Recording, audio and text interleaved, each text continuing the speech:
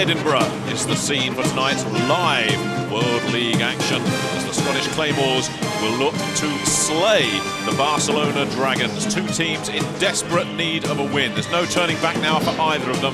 They have to win tonight, otherwise their seasons are over. Both of them 0-2 in the second half of the season. If they go 0-3, they can forget all about the World Bowl. The overall figures, well, they're better for Barcelona than the Claymores. The Claymores 1-6. How easy it would have been for them to be 6-1, but it just hasn't gone their way. And Barcelona coming off 3 tough losses, all games they could have won at all. Two teams that haven't had any luck at all, but they've got an improving quarterback in Jay Walker, Mike. And Jay Walker has really done the job since he took over the #1 spot. We knew he had a strong arm coming in, but he's risen to the occasion. He looks like a seasoned quarterback already. He gets better week by week. He leads the team. He reads really well. And for the Claymores, the key man is this fella, Saran Stacey. And they've got to move the ball on the ground. Their passing attack has been very erratic all season. They need to gain yardage rushing in order to be able to establish that passing game. Saran Stacey could become the World League rushing leader this evening. Ralph Dawkins is the only player ahead of him, and he's not playing anymore this season. Jack Bicknell, the best record, well, the most successful coach in World League history, but then again the only guy that's been here for 3 seasons as well. And that's about the first time we've seen Jack smile in the last 3 weeks. It's not been a good few weeks for Jack Bicknell, and it's been a miserable few weeks for Jim Kreiner, who just can't buy a break at the moment. No, he's seen the Scottish Claymores come very close so many times and then throw games away. And we've said it before, but how different their season might have been if that last-second field goal in the first game had been good and they had won their opening game against Rhine. Well, Scott Serrady will get things underway. This fella drafted by London, cut in favour of Don Silvestri. Nothing wrong with Don Silvestri's kicking, but nothing wrong with this fella's kicking either. He has had an outstanding season. 9 for 11 on field goals, hasn't missed an extra point. He's done a decent job punting as well. So it'll be Serrady that gets it underway. Marcus Thomas is back deep, as is Alan de Graffenried. And Saran Stacey is back there as well. 3 return men deep, and all of them with the ability to do some damage. The Claymores 1-6 overall, but incredibly still mathematically in with a chance of going to the World Bowl. Anyone finishing 3-2 could very easily win that second half of the season. So it's the Claymores versus the Dragons live. Run away, a high end-over-end kick fielded at the 10 by de Graffenried, who gets nailed straight away. Special tag in from Todd Farrell and Tommy Thinkpen, number 51. So what a day for Matt Blundin. And you notice Barcelona's kickoff coverage a lot more keeping to the lanes than they did last week. Matt Blundin from the Kansas City Chiefs knows that the general manager of the Chiefs, Jack Peterson, is in the crowd tonight. He's got to impress his boss. And we keep waiting for Matt Blundin to have the big game. He's got the arm for it. He's got the physical talent. First down for the Claymores. They go on the ground, which they've done so often this season, and Saran Stacey gets some great blocks. Chucky Johnson, number 99, eventually bringing him down, but a gain of 7 or 8 there for Saran Stacey, who's had an outstanding season with some help from Marcus Thomas, who's done a lot of blocking for him. De Graffenried and Lee Harris getting the start ahead of Tim Barnett. Dwayne Chandler, the underrated tight end. And you can run against Barcelona's 3-4 defense. Second down and 3. Blundin drops the pass. Pressure comes from O'Brien. Blundin gets it away, looking for de Graffenried, but nothing doing there. And the pressure was from O'Brien.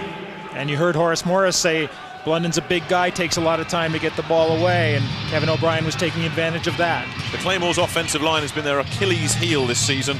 It's never been the same starting 5 for any 2 games, and the same thing has happened again. Tom Scott comes into the lineup. Hisham Ismail switches over to the left guard position. Other than that, it's pretty much as you were. But the Claymores have to get their line sorted out tonight. De Graffenried goes in motion on 3rd down and 3. They give to Stacey, who gets over the 40-yard line. Good enough for first down yardage. Ken Alexander on the stop. And it looks like Chucky Johnson is down on the field. A shaken up Dragon on this opening series. And there was the hole there. Stacy got through and then made the first down yardage on his own, taking it right through the hole. And if Chucky Johnson goes down, that's a very bad break for Barcelona.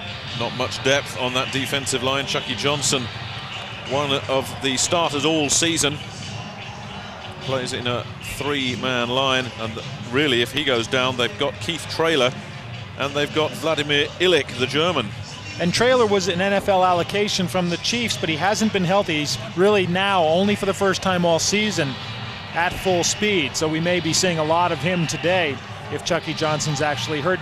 Barcelona's got the 3-4 defense, and the way they play, they give up a lot of yardage, but they were a big play defensive team, at least until Mike Middleton left with the injury. Now they haven't been getting the interceptions. O'Brien hasn't been getting the sacks. Without the big play, it's tough because you can gain a lot of yards on their defense. It's a solid defense. Unfortunately for the Dragons, it's ranked 6th overall and last against the pass. They do give up big plays, as Mike said, ever since Mike Middleton went down. That really seems to have disrupted their secondary. Well, we'll take a timeout as Chucky Johnson gets some help. We'll be back just after this. No question about it. There are times where you want to stand back and applaud when you see the great plays made by great players. And, you know, on your football team, you're going to applaud a little bit harder, but you still acknowledge and you recognize great plays made by players on the opponent's football team. NFL Sunday Ticket, up to 13 NFL games each Sunday. To sign up, call DirecTV at 1-800-781-4DTV. Let there be football. Roy Jones, pound for pound, the best fighter in the world. Virtuoso power, precision quickness. Vinny Pazienza, relentless, courageous former champion. Miraculous career of beating the odds. The stakes have never been higher. It's the Devil and Mr. Jones, sheer will versus pure skill. Live on Direct Ticket Saturday, June 24th from Atlantic City. 9 p.m. Eastern on Channel 101 for only $29.95, live on Direct Ticket. Scoreless here at Murrayfield early in the first quarter. The injury is why there's a delay of the game at the moment. Chucky Johnson on the sideline getting some attention, and it doesn't look very good for Chucky.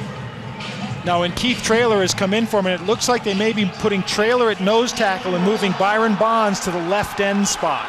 DeGraffenried goes in motion, covered by Chris Crooms. They stay on the ground, and not much being down. A loss of Tuor for Brian. On the stop, Saran Stacy, the ball carrier. And you saw O'Brien make the tackle, but you also saw Keith Traylor pushing his blocker backwards and really plugging up the middle of that line. Well, Chucky Johnson absent now. He started, but Keith Traylor has come in, and that's shaken up that defensive line. Normally Bonds would play at nose tackle with Victor Hall looking to do some damage from his defensive end position, but it'll be interesting to see how that line settles down in the absence of Johnson. 2nd down and 11. Marcus Thomas in motion in the backfield. Deep drop and a little dump off and a lot of running there. Eventually brought down close to first down yardage. Ken Alexander in on the stop. And we've seen Scotland go to the screen pass a lot before, and they do it this time, and they do it really well. O'Brien and Lindstrom, the outside linebackers in the 3-4 set. Juan Long is the pick of this group, joined in the middle by Ken Alexander. They were just short of first down yardage. The ball's been spotted on the 50-yard line, which will bring up a 3rd down and 1, a gain of 10 on the screen pass.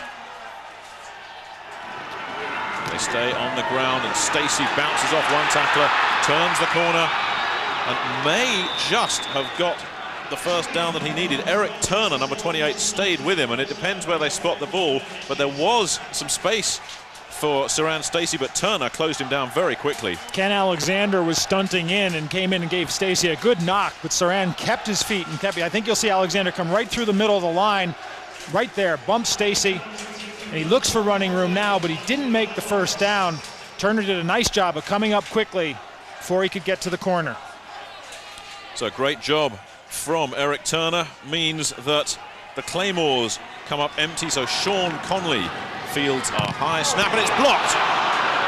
And Keith Traylor, who just came in the game, is the guy who blocked it. And goes out of bounds at around the 44-yard line. So, another bad break for the Scottish Claymores. They've had bad breaks all season long. There's another one, and Chris Crooms got a piece of that, and a blocked punt to start things off for the Scottish Claymores. Conley takes a long time to get that one off, and it's Chris Crooms coming through the middle who gets the block, not Keith Traylor. And now Eric Lindstrom tries to pick it up to run with it and misses it, which could have been dangerous, but Barcelona takes over in great field position. So first down, Dragons in Claymore's territory. Watch for Jack McNell to go deep. 3 wide receivers, Lindsay Chapman in the backfield. Jay Walker swings wide looking for Mario Henry. There was thoughts of an interception there, but it's incomplete. More than thoughts. That one was almost gone. This fella improving with every game. The man allocated from the New England Patriots started off very slowly the first 3 weeks, but is really coming into his own, and most importantly for Jack McNell's team, is showing great leadership and maturity. Second down. And they switch Joey Mickey and Demetrius Davis, the tight end and the H-back, trying to load up the left side. They give to Lindsay Chapman on the draw play, who picks up around 7 or 8 yards before he's tackled. And one thing the Dragons like to do is to simply get the numbers at the offensive line in their favor. That's what they did that time. Lindsay Chapman gets the start in the backfield ahead of Ricky Blake. Demetrius Davis, we all know about him. The H-back, Tyree Davis and Mario Henry, both NFL players out wide, and Joey Mickey, the big blocking tight end, who's so important to this Dragons running game. And with both Mickey and Davis, they've got the outside linebackers from the Claymores worrying about them. Third down and 3 for the Dragons. Walker drops back to pass, has got a lot of time, just puts it over the middle, and it's picked up by Tyree Davis, but he fumbles, does he? The Claymores think that George Coghill has forced a fumble, but the officials say that Davis was down. And Walker had a lot of time to throw there because Davis came all the way over from the left, all the way across the field, and Walker just waited until he finally came open. And it's going to be close to first down yardage. They may call for the chains, and indeed the chains are coming out, but from where that ball's been spotted, it looks good for the Dragons. But a tremendous hit from Coghill on Tyree Davis. And both these teams, they've been plagued by turnovers, fumbles, interceptions, broken plays all season. We've had one already, and we nearly had another one there. And you see that looks like they're just short by a nose on the first down. Should make an interesting call now for Jack McNell. Or Jay Walker, who's so powerful at quarterback. But remember, all they had to do was quarterback sneak for a first down on a second and very short one against Amsterdam, and they could have killed the rest of the game out, and they fumbled the snap. So it's never a sure play. Well, the offensive unit stays in. The Dragons are going for it on fourth down. And the Claymores stack the line. They know what's coming now. The heavy mob in for Barcelona. Walker gets it, bounces off one tackle, and picks up comfortable first down yardage. George Coghill came up and made the stop, but it was too late for the Claymores. And the Claymores did a good job of stopping the initial sneak, but Walker's so big and strong that he just stepped back and then took another route through. And it helps when you're working behind a very settled offensive line. These guys have been there through training camp and right through the season, and they've got a ton of NFL experience between them. All of them have played in the Major League. And first down for the Barcelona Dragons. Demetrius Davis is in as the H-back. They give to Lindsay Chapman, who falls over, still manages to get up, but will lose yardage. And no, he does well. That herb run, Brian Jones eventually coming across. But it looked like Lindsay Davis was down about 3 times there. And Chapman had running room, and I think he was so excited about it that he just skidded on the turf and then got himself up and gained yardage anyway. The Claymores have an outstanding defensive group. Number 1 against the run. Young and Brandon, the pass rushers. Jeffcoat and Ridgely, the run stoppers in the middle. Second down and around 8. Walker drops, goes over the middle, complete to Demetrius Davis, who picks up first down yardage and more. Darrell Lewis coming in and making the stop, but the Dragons are on the move. 15 yards on the play. They got into the secondary there. They bypassed the linebacking crew of the Claymores, which is very solid. Brian Jones is a candidate for all World League honors. Ricky Andrews and Mark Sander, the outside guys. Sander, a real presence, the former Miami Dolphin. Brings a lot of depth and maturity. First down inside the red zone. They're at the 15-yard line, the Dragons.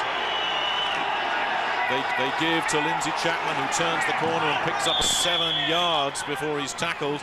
Darrell Lewis in on the stop. So Demetrius Davis coming up with a first down on the previous play, has now caught a pass in 21 consecutive games.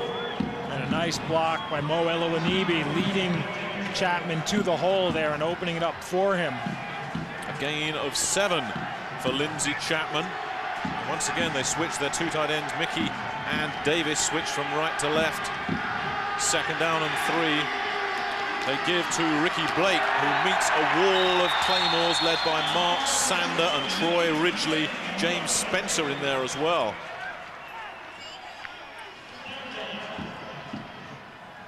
So a defensive big play there by Darrell Lewis, the free safety. George Coghill is his safety partner. James Williams on one corner. Jocelyn Borgella, who's normally played at the other corner from the Detroit Lions, has gone home with a right knee injury. He won't be back this season. Darren Butler gets the start. Third down and 3 for the Dragons. Scoreless at Murrayfield. Barcelona threatening. Walker fakes, goes the other way. Incomplete. He was looking for the blocking tight end, Joey Mickey, but the big fella had no chance of getting that. And Tim Brown had Joey Mickey there, although there was room to make the catch. You see what Barcelona's doing when they come out with that shift. They're looking to see if they can overpower one side of Scotland's line. It worked the first couple of times they did it, but they went to the well once too often on the third try.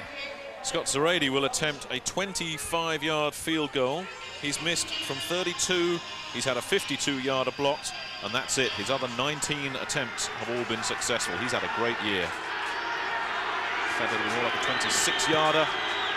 Kick on its way, no problem. It's straight, it's got the distance, and the Barcelona Dragons break out on top with 7:03 remaining in the first quarter. The Dragons ahead early.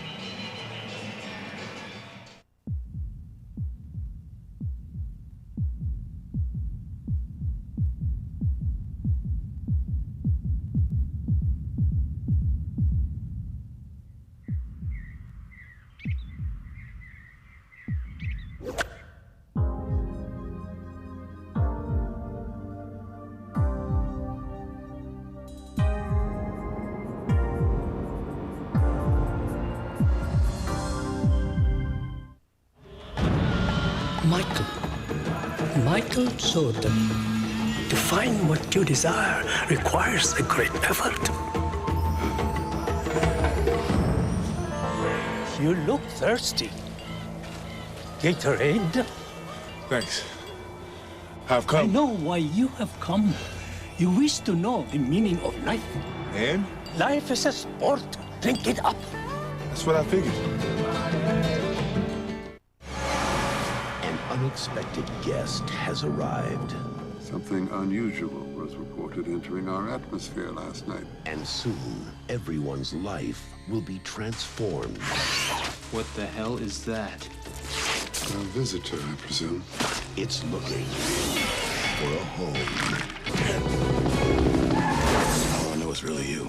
If it's not, you know what to do. The Puppet Masters. This month on Direct Ticket. Scott Zerady's 26-yard field goal puts the Dragons on top with 7 minutes left in the first quarter, capitalizing on the block punt. Chucky Johnson will not be taking any more action in the game. We'll give you an update on him in just a minute. De Graffenried fields at around his 5 is hit, and then nailed. Chris Crooms is in on the stop with some help. Joe Johnson was there, but Chucky Johnson will not see any more action this evening rather, possibly not for the rest of the season. He has a sprained right knee ligament. And we talked about the kickoff coverage from Barcelona after giving up the big kick return touchdown to London last week, and they were down in their lanes that time, and they got a great kick from Zerady. Confirmation of the scoring drive, 10 plays, 36 yards, 4.5 minutes. Marcus Thomas goes in motion on first down. They give to Stacey, they fake to Stacey, and over the middle and complete and running room. And Alan de Graffenried goes all the way to Barcelona's 43. The Dragons' problem of giving up the big pass coming back to haunt them there. Tracy Smith eventually making the stop, but the fake froze the Barcelona defensive secondary. And that was the key to the play. It gave Blunden enough time to get the pass away, and he really tried to put it perfectly into de Graffenried's hands. 34 yards for Jim Kreiner's team on the pass. Brings up a first down for the Claymores in Barcelona territory. The pitch back doesn't fool anybody. Chris Crooms got great penetration along with Kevin O'Brien, and that's a big loss. Saran Stacey had no chance. A great read by Chris Crooms, and O'Brien was coming, so he was there as well, and that's bad now because Claymores are going to have to put the ball up in the air on second down. Chris Crooms, who hurt Scotland the first time these two met in week 2. They started at free safety when Middleton was playing strong, but he actually prefers playing the strong. A loss of 6. Brings up second down and long. They fake once again. Pressure comes. Blunden goes, gets a man. Complete. First down yardage. Once again, Tommy Thigpen on the stop. Lee Harris with the reception. And you can see now, Blunden again, the fake draw buys him the time he needs. They're doing these play actions because they respect that pass rush that Barcelona has. And Blunden's starting to throw with a little bit of authority there. He's got the arm to deliver those kind of passes on the money. Lee Harris running the first down pattern just over the first down marker. Lee Harris, who's moved into the starting lineup ahead of Tim Barnett, who's gone very quiet. Movement on the line. Stace gets the call. Victor Hall comes up with the stop with some help from Juan Long. Not much doing there for Stacey. They cannot block you. Let's go. And the Dragons are using the penetration from the end of the outside linebacker to try to force things, get into the backfield and make things happen. What it means, though, is that they've got less players back on the pass coverage. This team loves to run the ball, averaging 110 yards on the ground. Blunden with a lot of time, spins one way, still got time, eventually goes over the middle, gets his outlet receiver. Keith Traylor on the stop. Saran Stacey got himself open. Good looking stuff from Matt Blunden because he keeps his head here. They see him going back and he looks for his first receiver and doesn't have it, so he spins away from trouble, takes another look, and then sees the open man Stacey and delivers it. Good calm quarterbacking from Matt Blunden. Good job by Saran Stacey too. Exactly. Saran Stacey, so important to this Claymores offensive scheme. They load the left side, but Stacey goes right, breaks one tackle, and is pushed out of bounds. A flag comes in from the backfield. Sean Thomas eventually pushed him out of bounds, but a flag came in from the defensive backfield. And Eric Turner, the cornerback, had come up really quickly to force Stacey in, but they missed the first tackle on the corner, and he got around.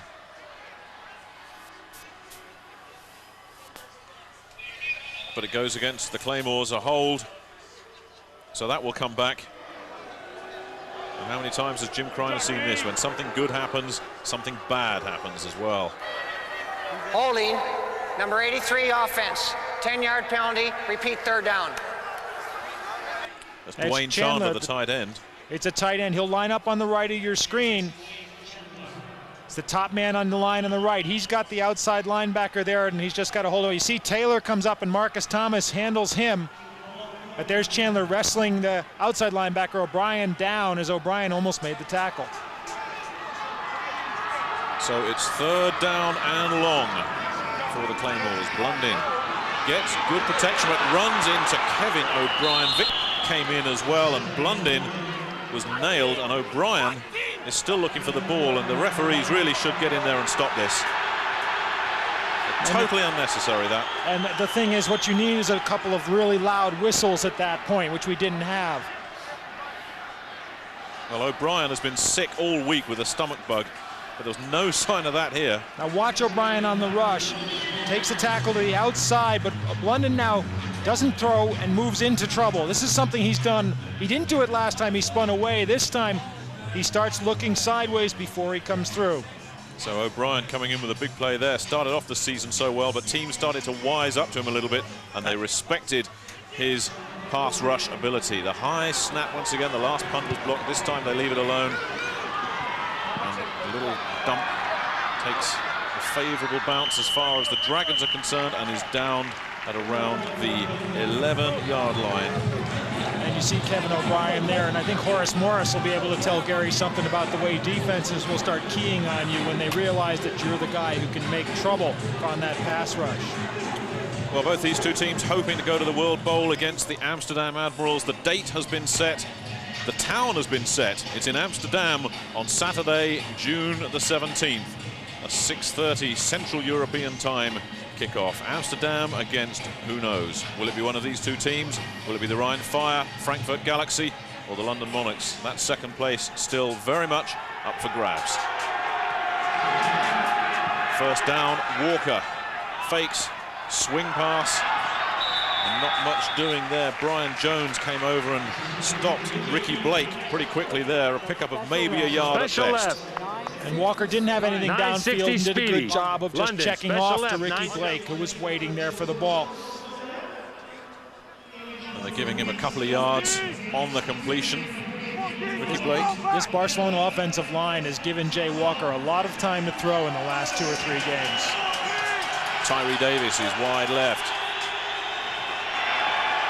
Walker drops, gets pressure, steps up, gets a man complete straight over the middle to the 32-yard line. Mario Henry with the pickup. George Coghill came up from safety to make the stop.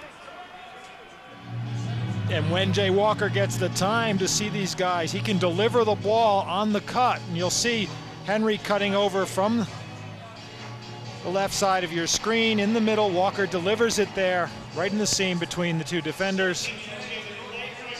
First down, Barcelona. To the 32. 17 yards on the completion. They give to Ricky Blake. Blake tries to pick up some running room up the middle. Doesn't get a lot. What a key battle this is going to be. Barcelona's #1 ranked running game against the Claymores' #1 ranked rush defense. And what Ricky Blake has been able to do is to break the occasional run for big yardage. He'll get the 2 or the 3, but then he's gone for 30 or 40 in almost every game he's played. The London Monarchs remember him in the first game. A 29-yard touchdown run, his longest of the season. Second down and long. Walker goes, and his man was Tyree Davis, who wasn't quite ready. The ball thrown before Davis was expecting it. I think Davis may have misread the play that Walker called at the line of scrimmage. He came out and saw that the Claymores had 8 defenders up on the line of scrimmage, so he checked off for a quick pass play, knowing that Davis would be one-on-one up there. Davis may not have read the right pattern. Third down, big third down coming up for the Dragons, who lead by 3 late first quarter. Walker gets time, goes over the middle. Joey Mickey comes up short of first down yardage. Darrell Lewis came up from safety to make the hit. So Cowboy Jack's offensive scheme not quite going according to plan just at the moment. And when you think that Scotland's defensive end pair, Brandon and Young, at the start of the season were probably regarded as the best in the league and certainly the best pass rushing pair, they've been quiet so far. Scott Zarady will get it off. High spiraling shallow punt. The fair catch is called for at the 27-yard line by Saran Stacey. So the Claymores, with 8 seconds left in the first quarter, will get the ball trailing by 3 points. But talking to Jack Bicknell at breakfast this morning, he was saying we'd like to establish the run if we can. If the Claymores don't give us the run, we won't try and run against them, because you can't. That's right, and but he's got the passing game to be able to go short and long with Walker's arm and with Demetrius Davis, Joey, Mickey, Stacy out of the backfield. He's got guys who can catch the ball. Ricky Blake out of the backfield, not Stacy. Be an interesting trick if Stacy could come out of the backfield for the Dragons. I think the Dragons would like him. 1st and 10, Claymores. Got a couple of missions on their previous drive. The give is to Stacy. A flag comes down in the Claymores backfield. Stacy breaks a couple of tackles, picks up around 13 yards. But that flag in the Scottish Claymores backfield may not be good news for them, and that's the end of the first quarter. You're going to see another holding call, just like on the sweep they ran at the other end of the field a couple of minutes ago. Illegal motion, number 33. Well, 5-yard penalty. Eric Lindstrom and I both thought he was being held on the corner of the line there, but that's not what the call was. The call goes against Lorenzo Graham. That is the end of the quarter. The Claymores have the ball, but the Dragons have the lead, 3-0. While NFL action is still months away, the NFL has launched a new season on the internet. NFL Sidelines is an online connection to your favorite teams and players. Connect on the net with NFL fans around the world and chat live with the biggest names in football. This movie is rated R. Plus special coverage of the 1995 World League season. The NFL moves into cyberspace with NFL Sidelines. Tackle the internet. Take a deep breath. Count to 10. And get ready. What is going on here? To take the fall.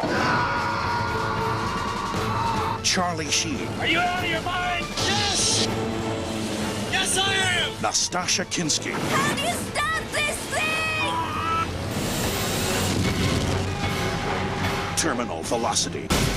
Playing this month on Direct Ticket. So encouraging signs for the Claymores offensively. They've completed a couple of big passes, but still misfiring too often, and a couple of costly penalties. 1st down and long.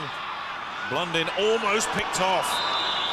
That was close. Tracy Smith smelt his 3rd interception of the year. Blundin almost threw his 11th. And 2 things on this, Nick. Watch the way Blundin watches his receiver all the way. He's looking, and then watch the way he tries to put the ball in perfectly, which means it hangs up in the air. That's an interception ball, and almost caught it as a result of that. But Tracy Smith was nearly gone. Well, interceptions really not much of a feature of Barcelona's secondary last couple of games. That's all down to Mike Middleton's absence. Blundin goes over the top looking for Alan de Graffenried. That, not a catchable ball. Sean Thomas was there on coverage. That'll bring up 3rd on a bunch for the Claymores. And Middleton's absence did a couple of things. One is he did a great job at strong safety and was overplaying tight ends, which gave them a lot of freedom there. Chris Crooms did a tremendous job at the free safety spot. He discovered he had a lot of movement, good anticipation, and they were getting interceptions from both of their safeties. Blundin, who is 4 of 7 for 67 yards so far, faces a big play now. 3rd down and 15. Blundin gets a lot of protection, rolls out to his right, looks, he overthrows de Graffenried, who got a step ahead of Tracy Smith. De Graffenried had no chance of picking that one up. And you'll see de Graffenried runs a deep pattern. He actually had Chandler on the bottom of the screen open at one point, but didn't see him. So de Graffenried signaling that he can try to get open there, and Blundin basically throwing that one away, which was the smart thing to do at that point. 3 and out for the Scottish Claymores. Sean Conley to punt. Not happy punting. 1 blocked already. Shelby Hill almost got a piece of that one. Fielded by Tyree Davis at midfield, and Davis gets nothing. And in fact is pushed back 6 yards. Eventually James Spencer coming up and making the stop. And we've really got a matchup here of league's best offense, league's best defense on rushing Claymores and the Dragons. You see it right there. #1 rushing defense against the #1 rushing offense. #2 total defense against the top total offense. And the amazing thing is with those numbers that both those teams are down the bottom of the standings. Both these teams should be winning teams. Turnovers are the key in both cases.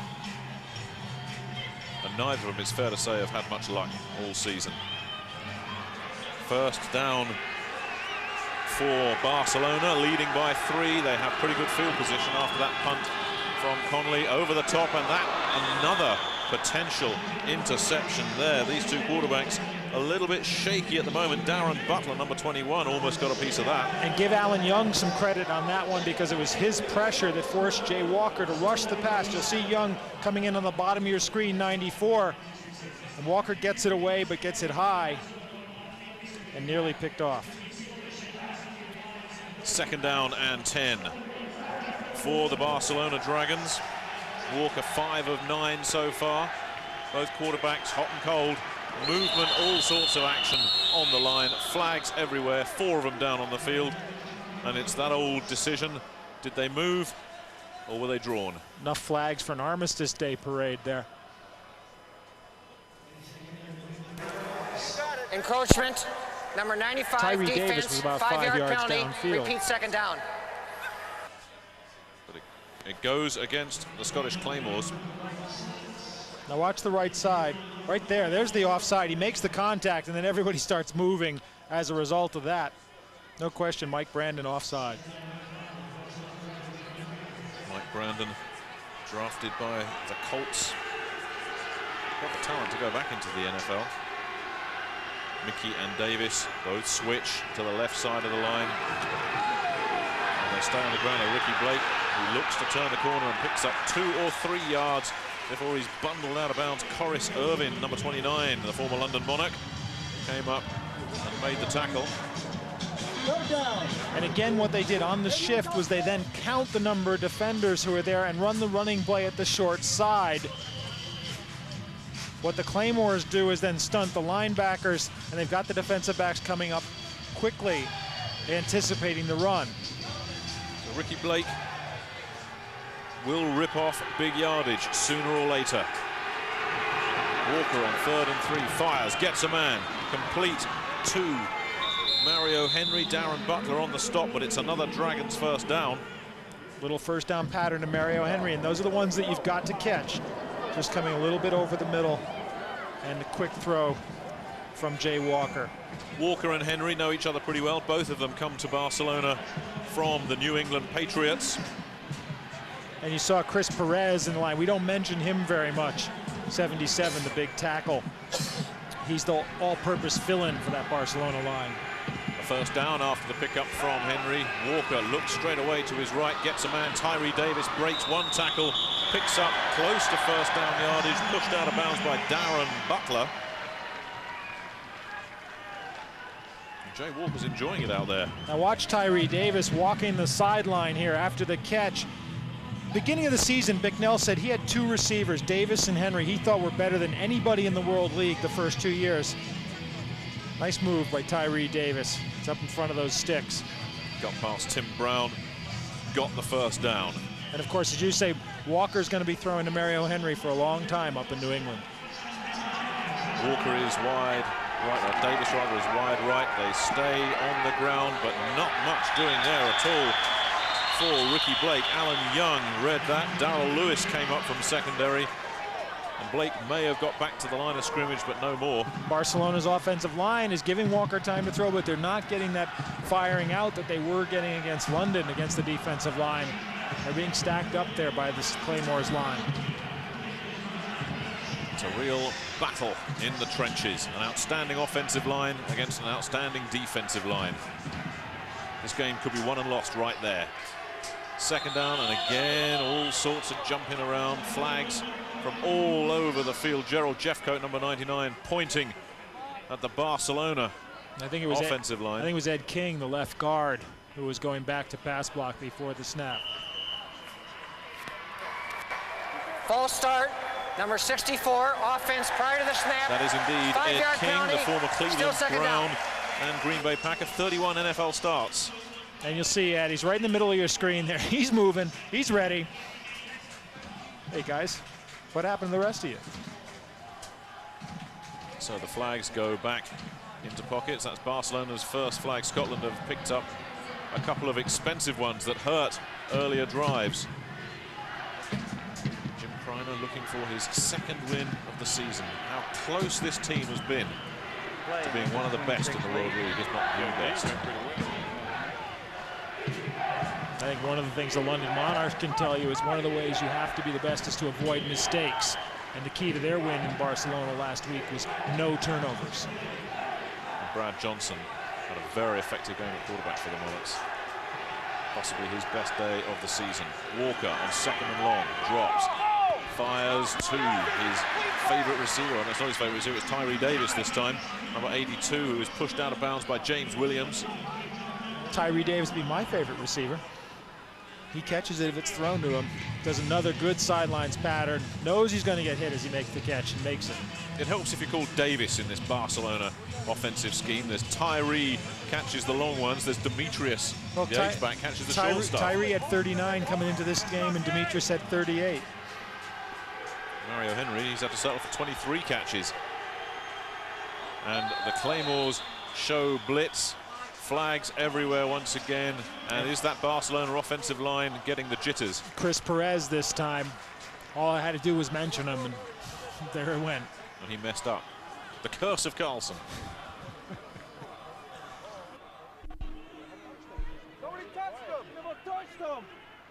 Pointing. Let's see if the officials are buying that story. We have a neutral zone infraction on the defense. 5-yard penalty. Repeat third down. The kidology didn't work. The officials not buying all the showboating from the Claymores, so it goes against Scotland. And sometimes you can just do too much trying to draw that offense offside, and that's what the call is. There are the two Davises, unrelated, both of them very effective. Tyree, the long stuff, he leads the World League in touchdowns. Demetrius still looking for his first touchdown of the year. Had one against London last week and dropped it in the end zone. And fumbled on that last, next to the last drive for Barcelona. It wasn't Demetrius' best game against London because he's a Monarch killer. First down, the give is to Ricky Blake on the draw play, who may have picked up only a yard. The Scottish Claymores holding firm on the ground. Brian Jones, the middle linebacker, got some help, number 53. And the game going to form. The best rushing defense is stopping the best rushing attack in the league right now.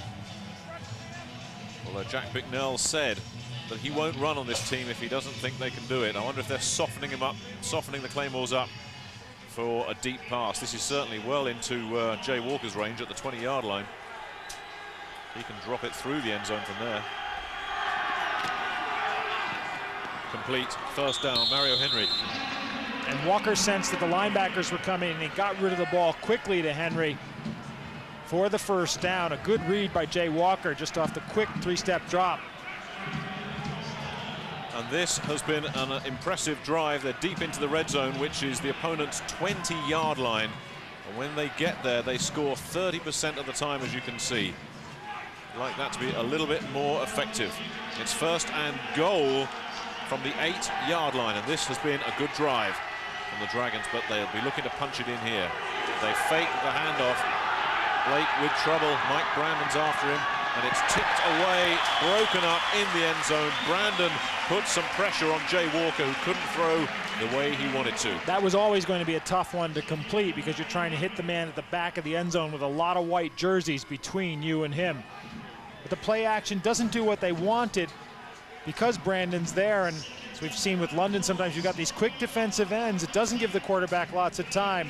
So he puts it into the back of the end zone, but that's going to, as I said, it's going to be a tough one to complete because look at that, 4 defensive backs gathering underneath it. But it's still second and goal. Barcelona ahead by 3, looking for more. Walker gives to Blake on the draw play, who bounces out towards the 5-yard line. George Coghill came up from strong safety. That'll bring up third and goal from around the 6-yard line, and Blake comes up limping, and this could be trouble for Barcelona, who only have 2 running backs on their roster. That's right, Lindsey Chapman's the next guy down, and after him there's nobody. They probably have to go to one of their defensive backs, Todd Farrell, and bring him in as the running back. Concern here for Jack Bicknell. Ricky Blake. Now we got some real problems. Such a load. Still limping around, still in the huddle. Getting some attention, and he's going to be brought out of the game, and he's limping very heavily, Ricky Blake. Jack Bicknell, offensive coordinator Dick Cole there. This is not what they want to see. Ricky Blake had a lot of room to run on that draw play too. Nicely executed. Ricky Blake started off in the World League 4 years ago in San Antonio. This is what he's done this season for Barcelona, and when he doesn't do it, Lindsey Chapman does.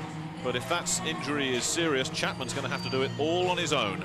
And Chapman, a very different kind of runner from Ricky Blake, as their sizes would lead you to think. Ricky Blake about 6'2" and about 240, and Chapman 5'9" and 208.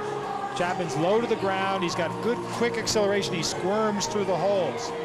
Ricky Blake owns a string of racehorses back home in Tennessee, 24 of them. Who started his career in the San Antonio Riders of the World League 4 years ago, and then went on to play for the Dallas Cowboys for a couple of seasons till injury forced him out. Now the question is, he only needed 22 yards to set a club season rushing record coming into the game. Has he gotten the 22 yet? That's possibly not uppermost in his mind just at the moment. 3rd and goal from the 5. I take it that's a no. Walker drops. Flushed out of the pocket, rolls to his right, pressure comes, Walker unloads, and it's broken up in the end zone once again. Brian Jones had the pressure, and it was batted away by Darren Butler, number 21, and some pushing and shoving there involving George Coghill and Tyree Davis, but Walker once again getting the pressure.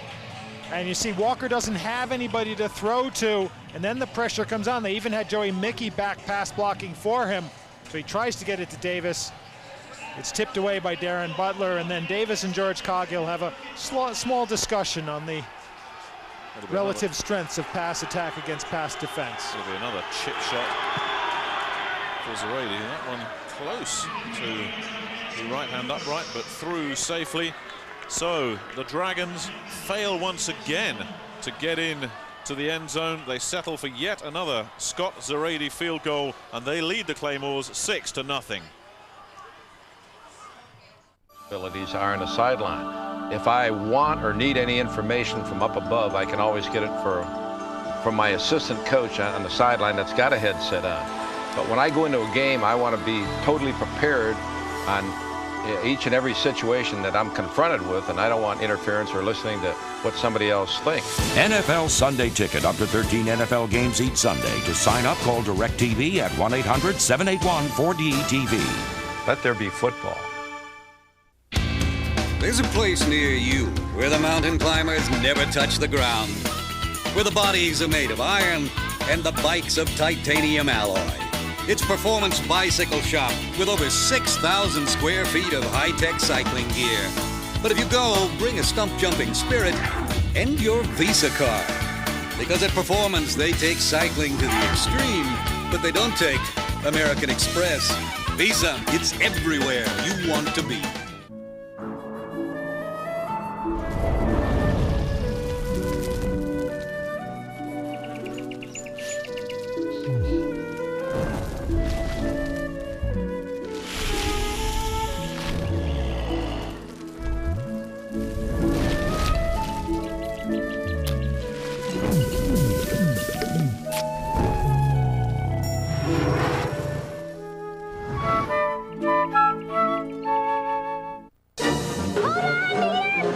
Boys will be boys.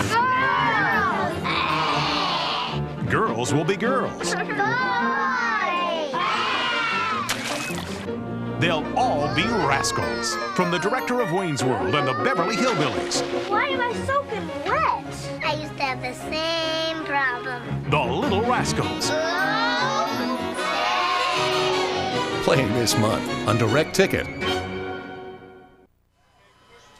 Barcelona leading the Claymores 6-0, and Scott Zarady has put all those points on the board and has set a new World League record for a single season. 21 field goals made out of 23, and he's only actually missed one. A 52-yarder was blocked. This fella has done an outstanding job for the Barcelona Dragons.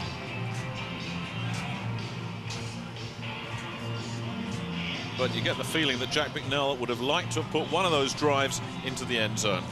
It's been the same in a lot of games. It was the same against London last week. They get down there and they have to settle for field goals. So here we go. Jim Kreiner was talking to Ben Torriero, one of the Scottish special teamers, just before this kickoff. Torriero, number 44 there, is ahead of de Graffenried, who runs into a bunch of trouble. John Brown, number 39, nailing him at around the 23-yard line. And Ben Torriero's the middle guy in that second row of three, and he's the one who basically has to set the wedge for the guys in the back. One of the national players on this team, Darren Chapman, John Leatham, Gerald Colquhoun, Scott Cooper, Andy Meikle, Paul Balfour are the national players. Cooper got 3 catches last week against Amsterdam. And Darren Chapman, they say, is improving all the time. So the Claymores, down by 6, start off on their own 24-yard line. And the pitch back goes to Saran Stacey, who gets first down yardage and a bunch over the 40-yard line before he was pulled down. Great turn of speed there from Stacey. And not a bad turn of speed from Big Tom Scott either. That was the old student body right. They had the whole line pulling right and leading Stacey through the hole, and they just overwhelmed Barcelona on that side. There's Big Tom Scott. He doesn't open up holes. He opens up huge caverns. The 400-pounder, the biggest player in the World League. They also have one of the smallest in Scott Cooper, who claims to be 165 pounds, but I don't believe that. More play action, and Blundin with a lot of time, but doesn't fool Victor Hall, who comes down and nails him. And the question is basically, how much time did Matt Blundin think he would have on that play? You see, he's looking now. He doesn't have a receiver open, and now he realizes he's going to be in trouble, and he doesn't run and he doesn't pass. So Victor Hall getting past the block of Hisham Ismail, who couldn't hold him up forever. And Victor Hall, who was a tight end in college and was playing arena football last year, he was cut from the Dragons, and they needed a defensive end. They said, hey, didn't you play both ways in arena? Victor Hall's 5th sack of the year, a loss of 6. Blundin goes over the middle, and it bounces off the fingers of Alan de Graffenried, which has been a recurring theme in the Scottish Claymores passing attack all season.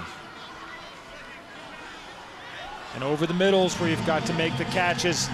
Let's say Blundin now. You see he's got 3 outlet guys short. De Graffenried, it's a little bit behind him, and he's got to turn, and he gets hit as he's doing it. Tough catch to make if he'd made it. Ricky Blake has a twisted left ankle. It's painful, it's not serious. He may return later. That's the good news for the Dragons. 3rd down and long. 8:42 left. First half. Blundin, there's pressure coming. Blundin evades the first guy, gets it off, and it's short of first down yardage by about 3 yards. Tracy Smith pushing de Graffenried out of bounds. And Blundin did a nice job of reading the pressure that time, was able to give himself time to throw, but the receiver short of first down yardage. You saw O'Brien was pushed to the inside, but they still got the outside rush from the back. Nice catch by de Graffenried, keeping the feet in bounds. You only need 1 in the World League, but he had an NFL 2 on that one. I think most of these receivers seem to be going for the 2 feet. No point in breaking that habit. Sean Conley gets off a kick which Tyree Davis lets bounce over his head, and it takes an unfortunate bounce for the Claymores into the end zone. David Wilson couldn't quite get a hold of it, which means Barcelona will take over at their own 20-yard line. This a game both teams have to win. Good punt from Sean Conley, incidentally. After this, Barcelona go to Ryan. Ryan, the surprise packages of the second half of the season so far, and they finish against Frankfurt. So Barcelona don't have it easy after this. And how big was that game that Ryan beat Frankfurt, where Frankfurt had the chance to tie, went for the 2-point conversion, and then wound up losing? Well, Scotland, they too still have their chances. They have to win this one. That's absolutely essential. First down for the Dragons, leading by 6, looking for more. Walker looks for Tyree Davis, can't get him. There was good coverage there from James Williams. So the Claymores need to win here and hope for a miracle, and they need to keep on winning. They host Frankfurt here next weekend, and then they finish up with one they'll be well fired up for against the London Monarchs. Which could be a crucial game for the London Monarchs. Wouldn't these Claymores love to keep the Monarchs at home if they could? Second down and long, spread formation, or 2nd and 10 spread formation. They go once again to the left, but Shelby Hill can't hang on. James Williams there again. And that was a nicely thrown ball. It led Shelby Hill perfectly, but went off his fingertips. Really well delivered by Jay Walker. And one thing you wonder is why they've gotten out of the Demetrius Davis H-back role. They've been going with 3 wideouts and Joey Mickey at tight end by himself for the last couple of series. But now Mickey is now in the backfield. I'll give you the reason for that in a minute on 3rd down. Barcelona have problems offensively. 3rd and 10. Walker drops back, gets some pressure, fires, broken up. Great play there from George Coghill. In fact, Mark Sander, number 54, the former Miami Dolphin, and they had to pass there because a strained knee has forced Lindsey Chapman out of the game. With Ricky Blake's left ankle problem, they don't have a recognized running back. Joey Mickey's in the backfield now. Joey Mickey went back for pass blocking, and Sander did a great job of coverage. He had Demetrius Davis and went downfield with him. It's not often a linebacker stays with Demetrius Davis. So here's a punting situation for Barcelona. Zerady. It's a nice high spiral, fair catch called for and made, but a flag is down. That's taken by Saran Stacey at around his own 37-yard line. Looked like movement by Shelby Hill on the left side for Barcelona, so they'll probably have to kick it again.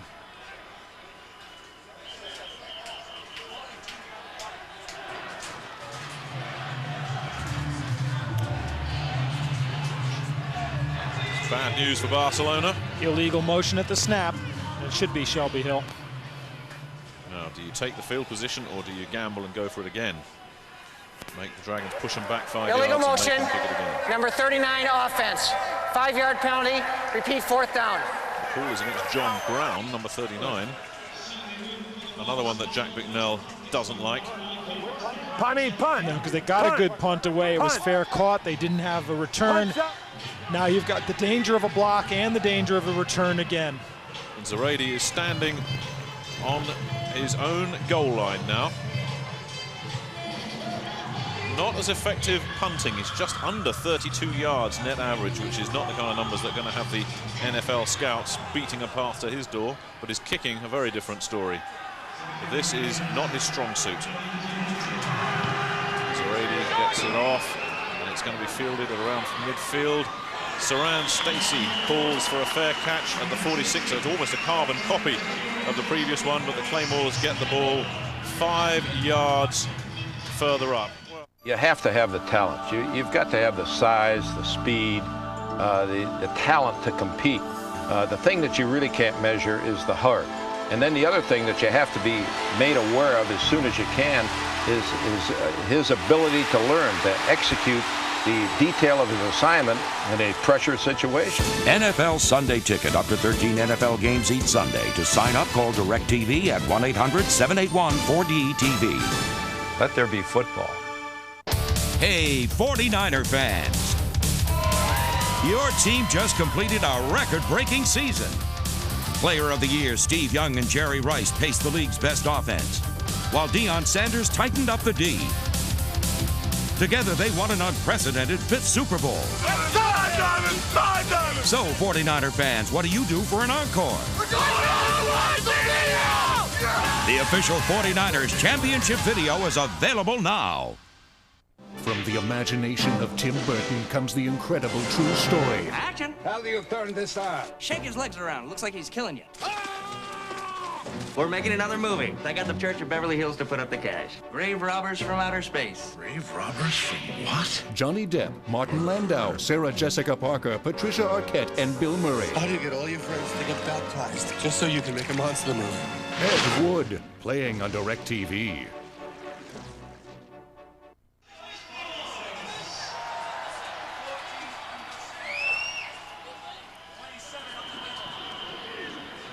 The smart decision there was to keep it on the ground, but not much doing and all kinds of pushing and shoving. You get the feeling there's a little bit of bad blood between these two teams.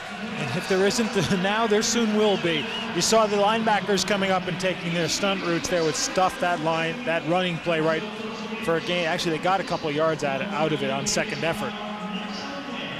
will bring up a 2nd and 7. Matt Blundin has completed 5 of 10 for 80 yards so far in the game. Both starting quarterbacks in through the second quarter. Movement on the line, and a flag comes in late. Saran Stacey gets a first down. Certainly Byron Bonds, number 90 for the Dragons, was encroaching. But whether that's going to go against him or whether he was drawn, we'll have to wait and see. It's a first down if it stands. Offsides, number 90 on the defense. That penalty is refused. And you think Byron Bonds may be just having a little bit of problem reading the play from the end spot. Is normally a nose tackle. He's moved out to left end because basically Traylor rather would play the right end. So they're banged up. These Barcelona Dragons. Chucky Johnson out for the game. And you see Bonds just starting his rush a little bit too early. First down after the run from Stacey. More play action. The pressure from Blundin, and it's batted away. Eric Lindstrom and Joe Johnson putting the heat on Blundin. And Bonds got a good rush from the left end on that one. And there's a big difference from the way you come from the end spot and the nose tackle. You got to get your momentum up from the end. Again, we can go back to Horace Morris and he can tell us all about that momentum, but it's something Byron Bonds isn't used to doing as a nose tackle. 2nd down and 10.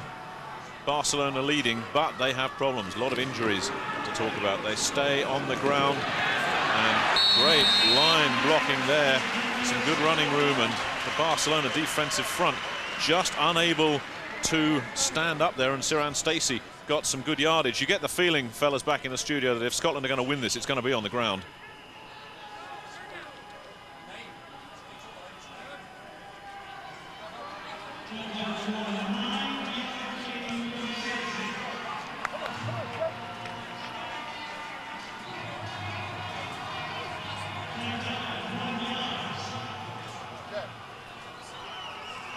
That's right, they stay on the ground once again. That's going to be another first down. And Saran Stacey working behind Tom Scott that time. And if you're a running back, you're looking for a guy like Tom Scott to run behind all the time. Yeah, well, no one can see you when you run behind Tom Scott. That's the big advantage. And Horace, can you just talk a little bit about the rhythm that you get into trying to anticipate on your rush?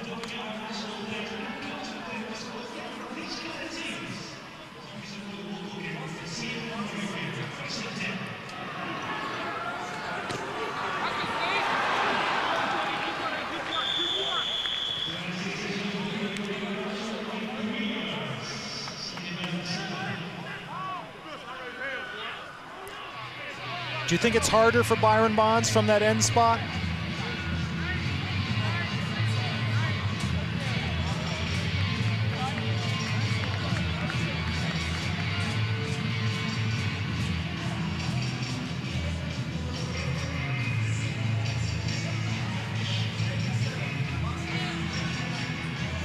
Second down and 7 for the Claymores. Tom Scott we saw checking out of the line up there. Blundin fires, gets Stacey. And Stacey breaks one tackle, picks up a first down to the 15-yard line, eventually tackled by Sean Thomas and Todd Farrell, but that play was all Saran Stacey.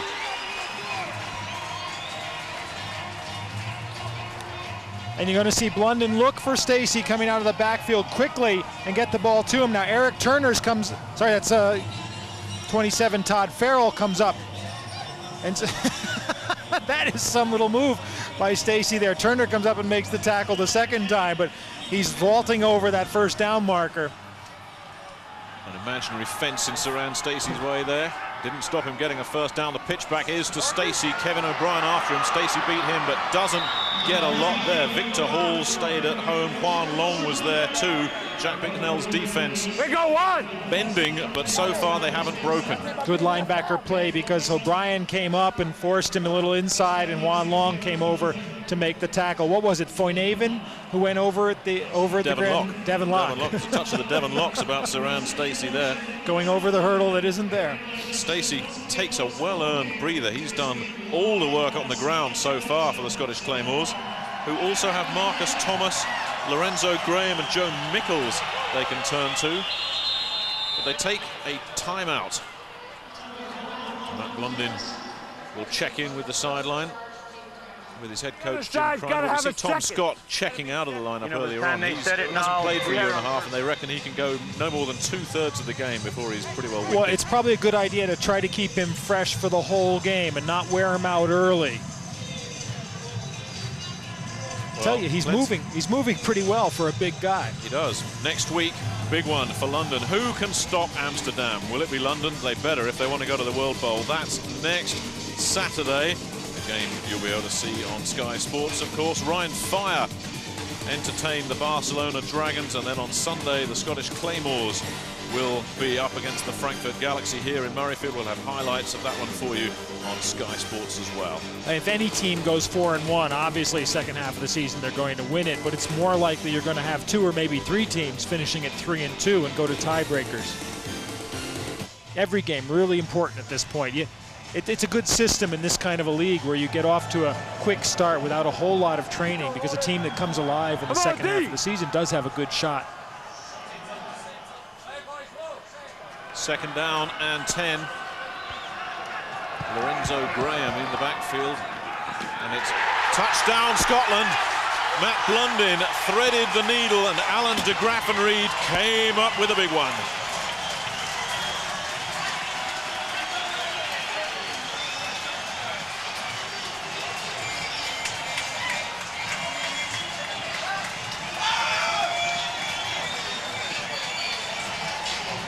And judging by the reaction from some of these fans, you think they'd just won the World Bowl. And look at de Graffenried. He didn't take a hit on that one. He's got earth on the helmet.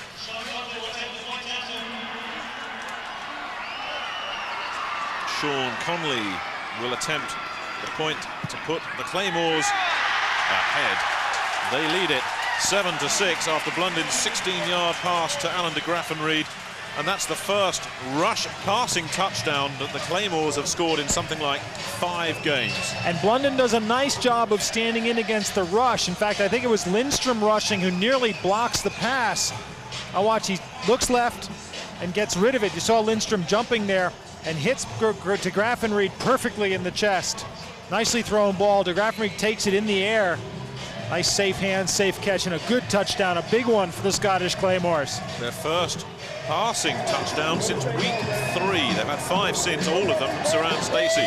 But Alan de Graffenried enjoyed that one. It's been a long time coming. And we looked at that Scottish Claymores passing attack early in the season, in fact, out of the training camps in Georgia, and said Blundin's got an arm, Williamson's not a bad quarterback, and in de Graffenried and Barnett, he's got good wideouts.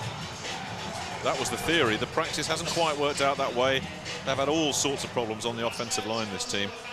Just one guy that's been there from the start. Of 7 offensive linemen they had in camp, only Tim Ryan is still with them. You can't win with an offensive line that's shuffled every week. And sometimes it just becomes a matter of confidence and rhythm. You just get out of it, your passing attack's going nowhere, and things just don't work right. 9 plays, 54 yards. 3:31 remaining in the first half.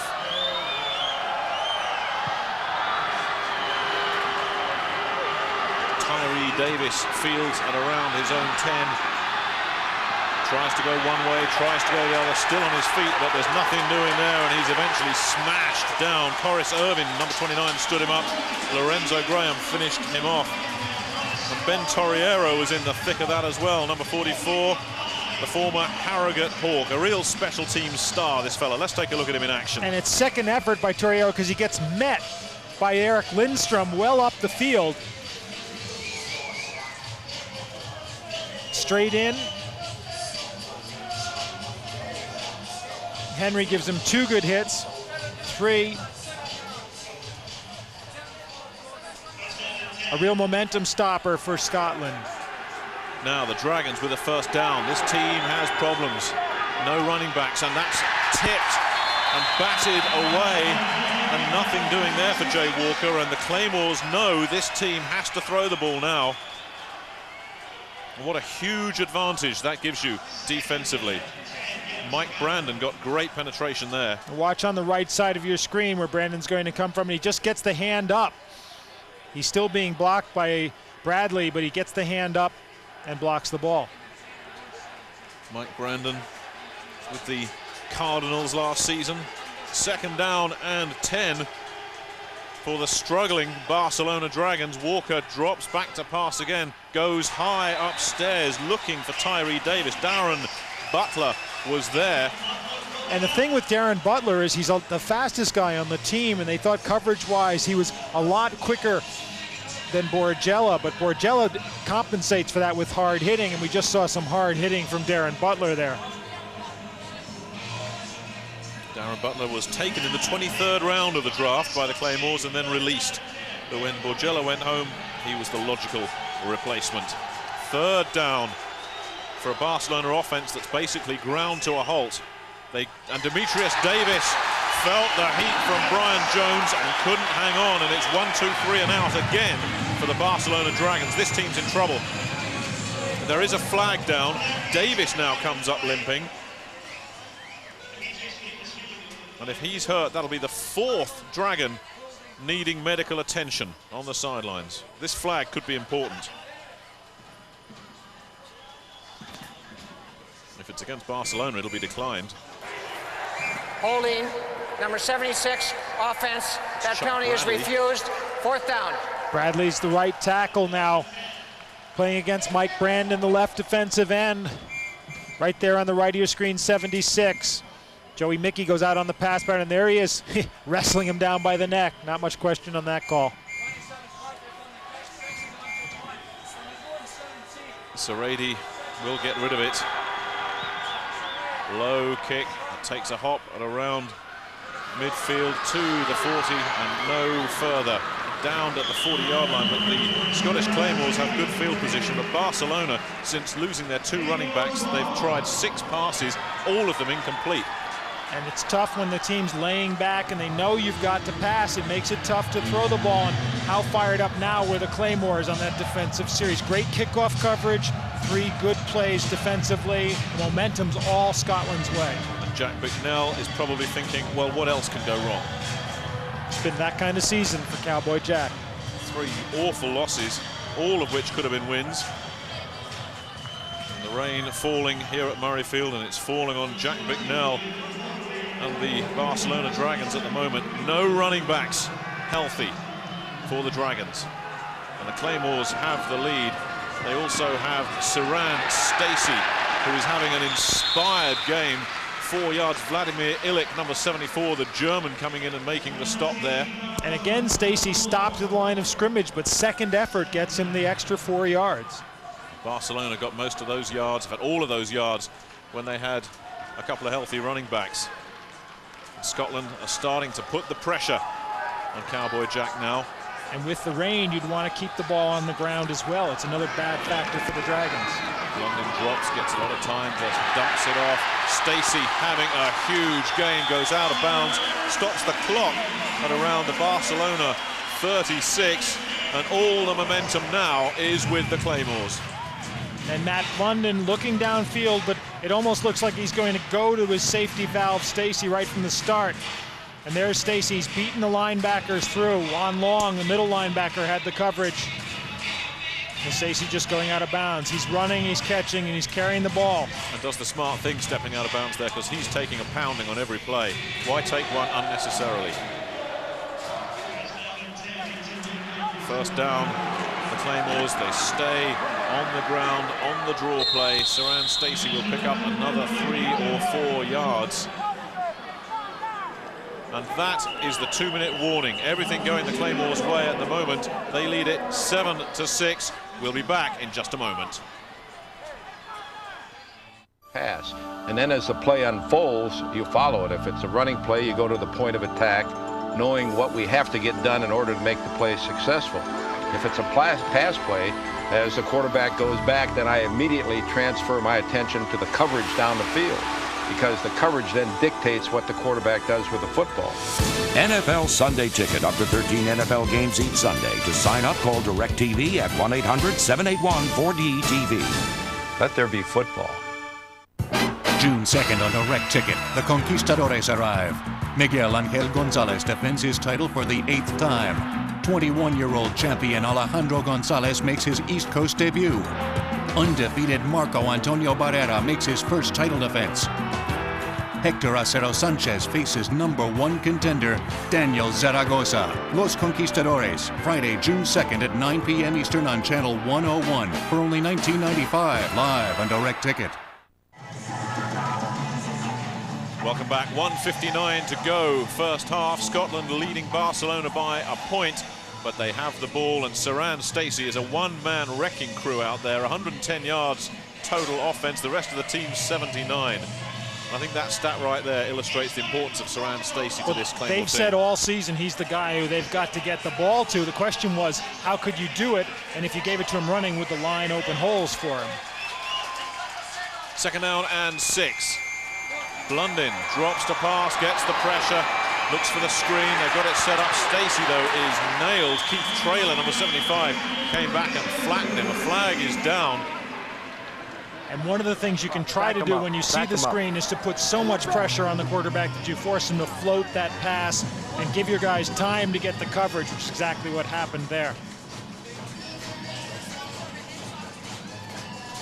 Keith Traylor came up and made a great play, but that one's going against the Claymores anyway. The pressure really on this Barcelona defense now. They know their offense is hobbling. Just a one-dimensional attack now for the Dragons, with both their running backs currently sidelined. Illegal block in the back. Number 64, offense. 10-yard penalty. Repeat second down. I think 64, Tim Ryan, not 74, was the guy who called for blocking in the back. Let's see if we can see him now. He should be on the bottom of the screen as we go. Tim Ryan, 64, the center, just gets Farrell from behind, just a little nudge from the back. Illegal block. You can't block someone from behind. There's the flag. So that brings up a second down and 16. Ryan, Notre Dame, drafted by the Buccaneers back in 1991. Blundin, second and long, gets some pressure from Traylor, gets it off to Stacey, who's met by Farrell and is run out of bounds without getting back to the original line of scrimmage. At least he's got a souvenir. So Stacey, that's a triple threat there. That's what's called moving the chains. Now here comes Stacey out of the backfield, right into the pass pattern.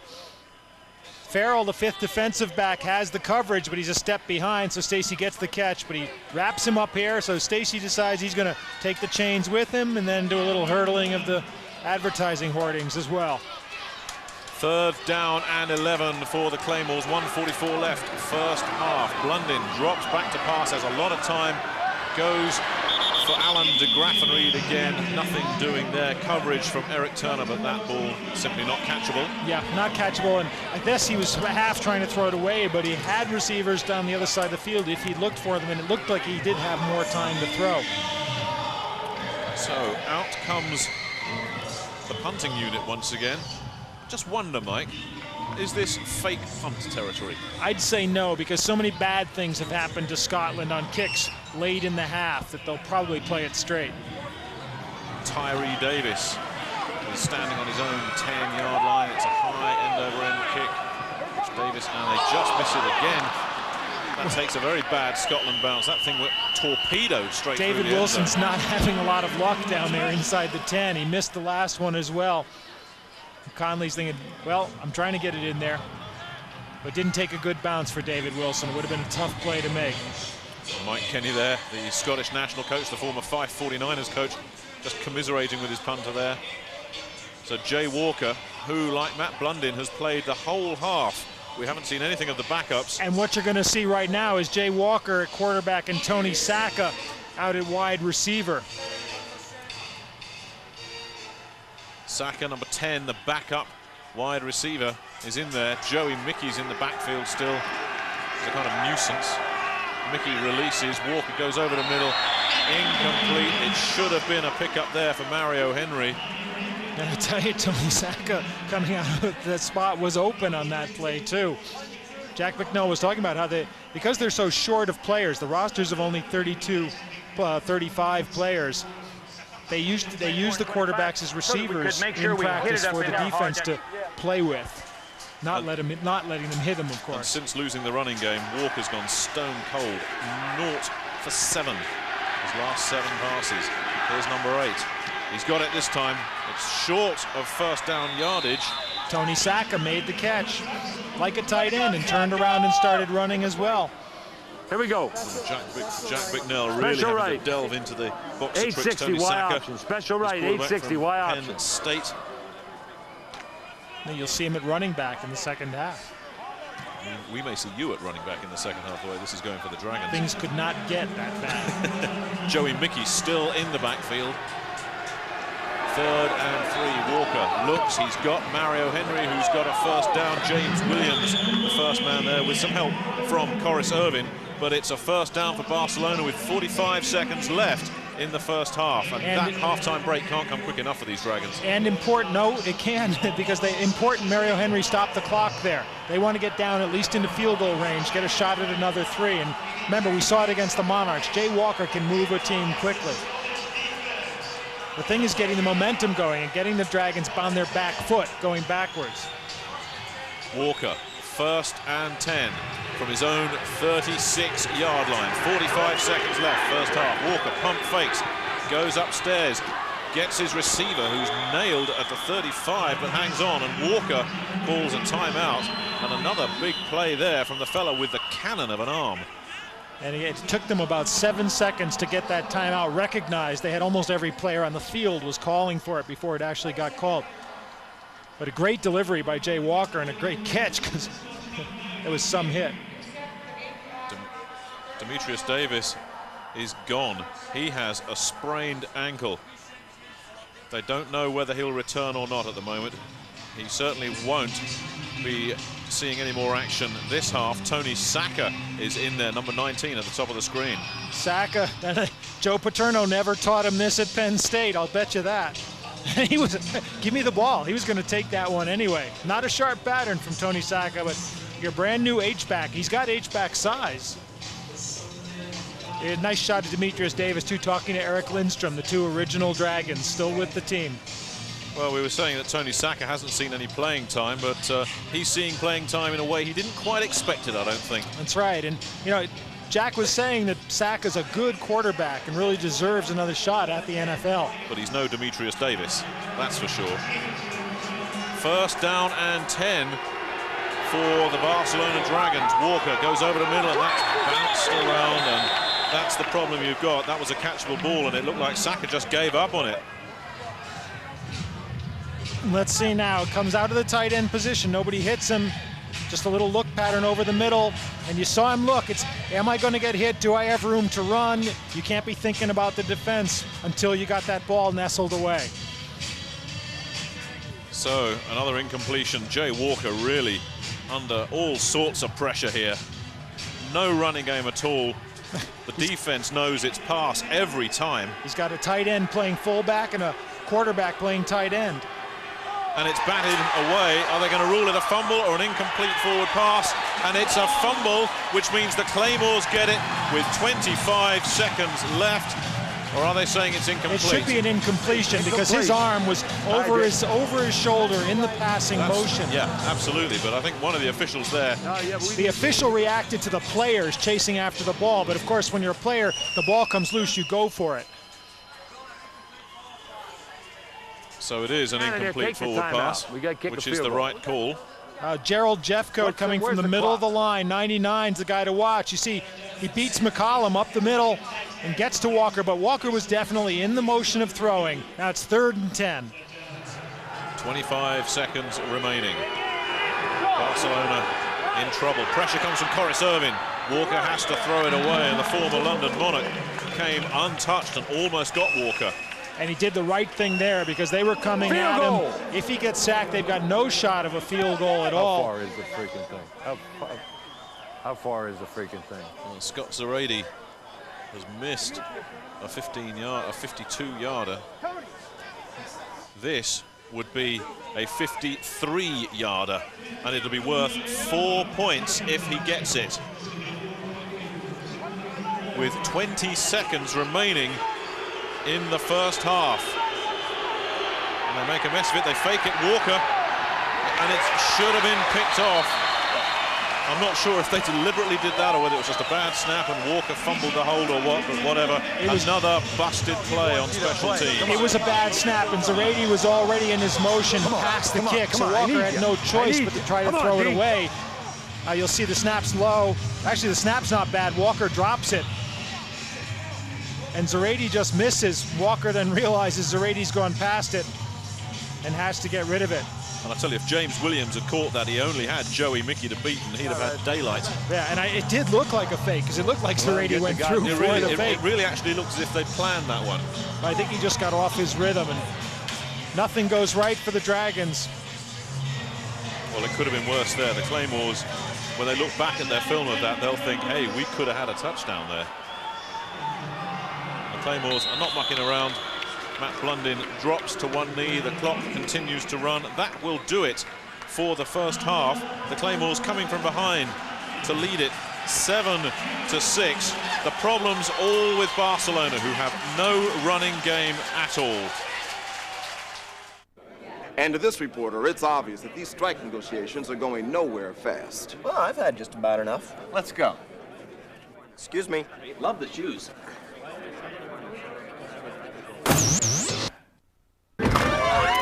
What were we thinking? After you. No, after you. Life is good. When you've got the great taste of an ice-cold Miller Lite, life is good. Our work here is done. Play ball. Sam used every wall in the house for a backboard. Yeah, he looks just like me anyway, so I think he got that from me. He can do that maneuvering and get by. I like to see Kenny when he steals it. He can steal a ball. 58 feet out. Swish. He makes me feel 10 feet tall just to talk about him. Kenny would get it. Guess he got it from his mother.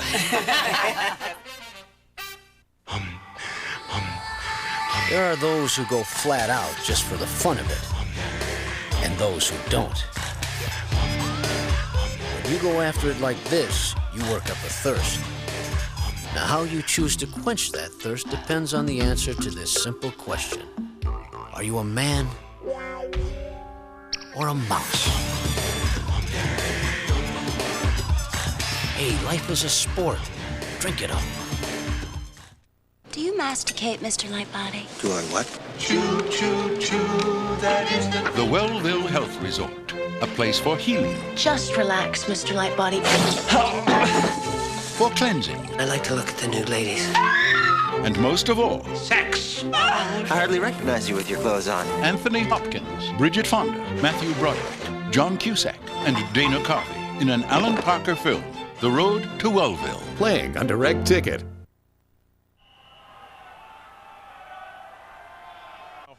Sean Conley gets the second half underway. It's a short kick that's fielded at around the 20-yard line and taken to around the 37. Joey Mickey, number 88, in there as well. Ben Torriero. Tony Saka, the backup quarterback, was actually in on the kickoff return team as well. Did you ever think you'd see a quarterback on the kick return team? And Tony Saka, let's see, he's looking for someone to block, but maybe not this time. We'll get him next time. You know, I had the feeling Tony wasn't putting his heart and soul into that one. Just It's a good thing he's not an NFL property quarterback, because it'd be a general manager lining up Jack Bicknell in his sights. Jay Walker stays in at quarterback. Tony Saka is too valuable elsewhere in this Barcelona offense at the moment, and they still don't have a running back.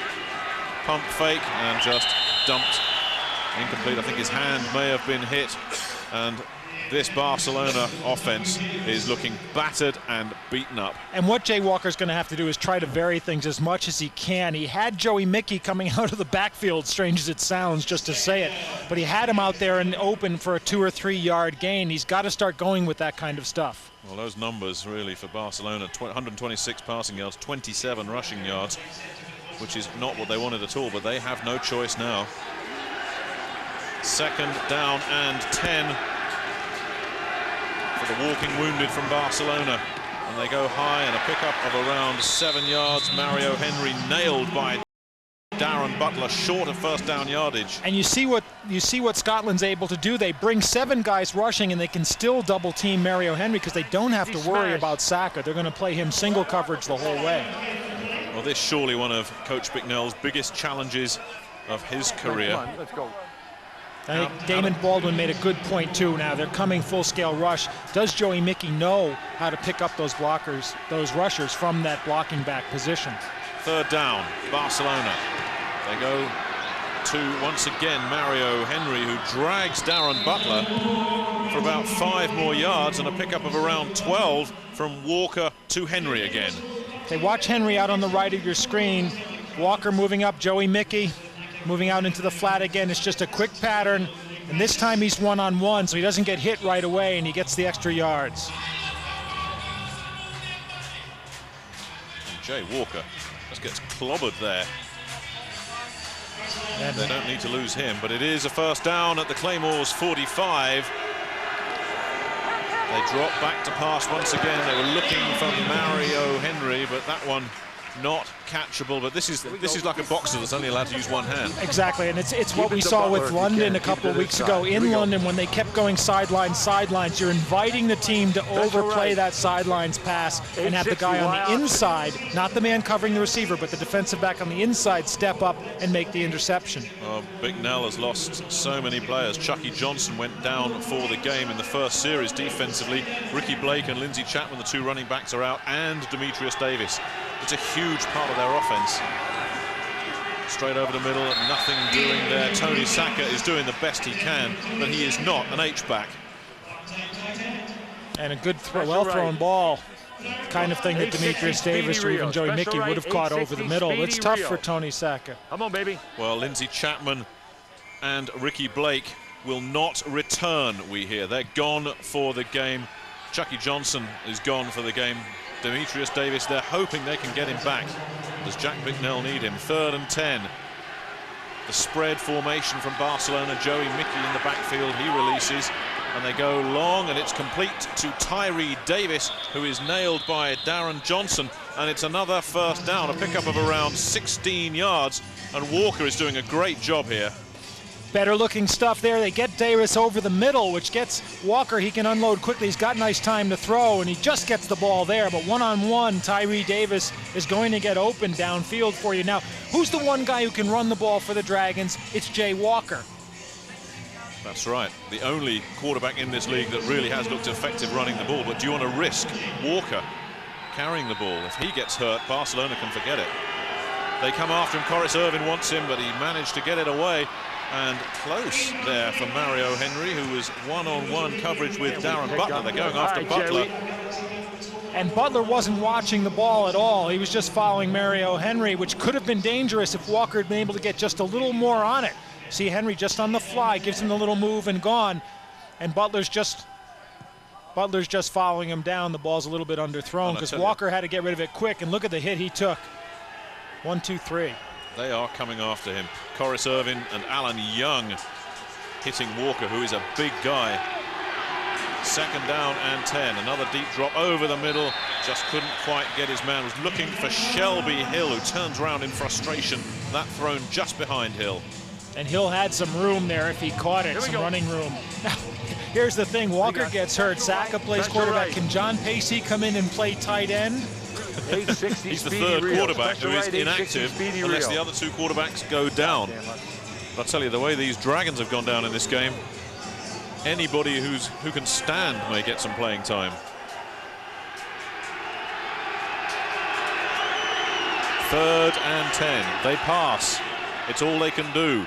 Walker goes upstairs, throws it away. Tyree Davis, the only man vaguely in the area, but Walker simply threw that one away. Walker had time to throw, but the coverage was good downfield. They double teamed. See all the linebackers dropping back there. Everybody's double teamed except the guy up front. See, there's the linebacker, Alexander helping out, Brown, sorry, helping out on Davis. So it's going to be another long field goal attempt. 47 yards for Zarady. This to give the Dragons the lead back once again. The kick's on its way. And for the 3rd time this season, Zarady has missed, and that's worthy of note in itself, because Zareidi doesn't miss very often, and that just about sums up Jack Bicknell's night. Nothing going the Dragons' way at all. Tough break for Barcelona, because it would have been nice for them to come out of that with some points, a sort of half a drive there. And they're going to be a tired team by the end of this game. Those receivers are going to be run ragged. They don't have much in the tank. So can one of these two teams mount a challenge to go to the World Bowl? Amsterdam are there. They host it on Saturday, June the 17th. You'll see that here on Sky Sports, of course. First down. They go on the ground, the Claymores, which is where they're so strong, and this is where they'll be looking to wear the Barcelona Dragons' defensive front down.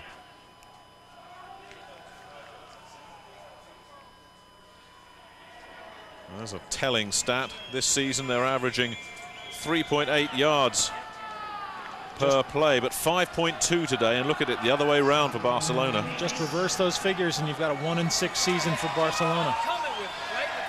Second down and long. Blunden gets some pressure, goes wide open. It's gone to number 88, Lee Harris. Tracy Smith, cornerback, number 21, was playing very soft and came up late, but it's a first down for the Claymores. And Blunden, seeing single coverage, took his time delivering that ball to Lee Harris, got the first down. Well, Matt Blunden working behind an offensive line that's been revamped every week, but I tell you, Tom Scott, number 77, the big guy, the 400-pounder or 390-pounder, whatever he is, certainly making a big contribution here. Blunden with a lot of time. Eric Lindstrom gets him, and he dumps it off to Saran Stacey, but Keith Traylor was there, and nothing doing there for Saran, who is dropped behind the line of scrimmage. And Tom Scott was pass blocking on that one, and nobody decided to come up the middle where Tom Scott was taking care of things. We'll take a look at it now. Scott's 77 there, right in the center of your screen. He takes up a lot of your screen. Look at that. Now at the last second, there's Victor Hall trying to move around, but he's not going to get around Tom Scott. Big Tom, the heaviest man in the league, only here because his mother told him to get out and play some football, and Tom said, "You don't argue with my mother." Blunden with a load of time, gets to Graffenried, down to the 33, gets up, is eventually stopped by 28, Eric Turner, but it's another big play for the Claymores, and they're moving. And when Blunden's got the time to throw, the Graffenried can get open. There you see good protection, no one coming at all. And he delivers the ball to de Graffenried, who slides as he makes the catch, gets up for a couple more yards. All the way down to the 31-yard line for the versatile Alan de Graffenried. He returns punts, he catches, he kicks. The pitch back is to Stacey, who cuts back inside and picks up around 6 or 7 yards before he's hit by Kenny Alexander. And with Ishmael... And there's another Dragon player down. Sorry to interrupt you there, Mike, but yet another Dragon. With Ishmael and Scott both pulling and leading you to that hole. Juan Long's down now, the middle linebacker. But with those two guys leading you to the hole, Stacey then cut off behind Scott and had room up the middle. And this even worse, Juan Long, an outstanding linebacker, a real NFL potential player, this fella. And they've managed to get him on his feet, but he too is limping off, favoring that left leg. And is this the 5th Barcelona Dragon to check out of the game? In comes Tommy Thigpen, the former New York Giant. Thigpen's a pretty solid player, but Long, really the pick of that linebacking crew. They've got 6 decent linebackers, the Dragons do, but as you say, Juan Long probably the best of the bunch. And of course, this means they're very thin now. Now let's take a look at Juan Long in the middle of your screen, number 59, the middle linebacker right there. Tom Scott meets him with the block. He spins off that and then gets hit from behind. That's where the injury came. Second down and 3, Long out of the game. Motion from de Graffenried. They give to Stacey, who doesn't get much at all. Chris Crooms came up from strong safety and broke that one up. And the Dragons brought Crooms up to the line of scrimmage. They basically had 8 players on the line of scrimmage when the ball was snapped, but Blunden went ahead with the running play anyway. Brings up a big third down for the Claymores now. Juan Long still getting attention. You start to wonder if it's maybe you want to wear different cleats in this wet conditions here. It's unbelievable what's happened to the Dragons today. Blundin fires. It's short of first down yardage, but a great second effort from de Graffenried, but they're calling him down short of first down yardage. De Graffenried thought he was on his way. He was down when he caught it, and someone did touch him, which is all it takes once you're lying on the ground. And just to finish up on that thought, I mean, Olympic Stadium, very little rain they've had down there on game days, and it's such a beautiful running surface on the side. It may be that they're just not used to the heavier turf here once it gets wet. Brings up 4th and about a yard. And the Claymores are going to give it a shot on 4th down. Motion they give to Stacey inevitably, who is stacked up behind the line of scrimmage. The Dragons hold firm, and Mike Alexander was in the thick of that at inside linebacker, and these Dragons defensive players really rising to the occasion. Alexander and Thigpen, both middle linebackers, reacting well and coming in to make that stop. A big play. And you can see the thinking from the Claymores. Well, they can punch the ball over, they can go in for the score. On the other hand, it's only a 1-point lead that they've got, and a field goal would have been nice. So it remains the Claymores 7, the Dragons 6. We'll be back in a minute.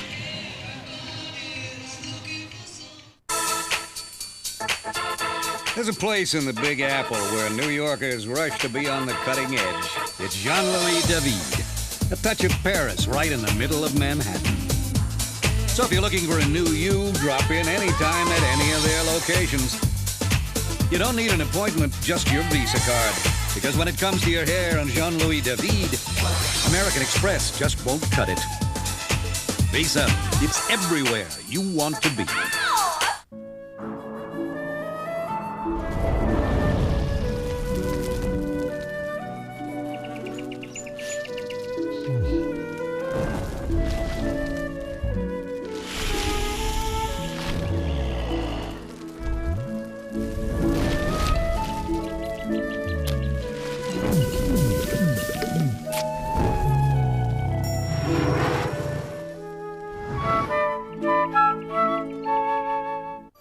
The old adage, show me a good loser and I'll show you a loser. You know, I think about that a lot. So if something happens and we lose the football game, what I want to do is to get as much out of that negative experience as I can, and then use it the next time that we have the chance to compete. NFL Sunday Ticket, up to 13 NFL games each Sunday. To sign up, call DirecTV at 1-800-781-4DTV. Let there be football. Roger was the head writer. Hot script coming through! Now, it was murder, and I brought you here to find the killer. He's the chief suspect. Come on, kids, spill the beans. I didn't do anything. Penny was about to be his ex-wife. I'm trying to stay on top of things around here. Well, I always liked you on top. Now, she's his only hope. Roger may be a lot of things, but he's not a murderer. She's right. I'm not even a lot of things. Mary Stuart Masterson, Brian Benben, Radioland Murders. This month on Direct Ticket.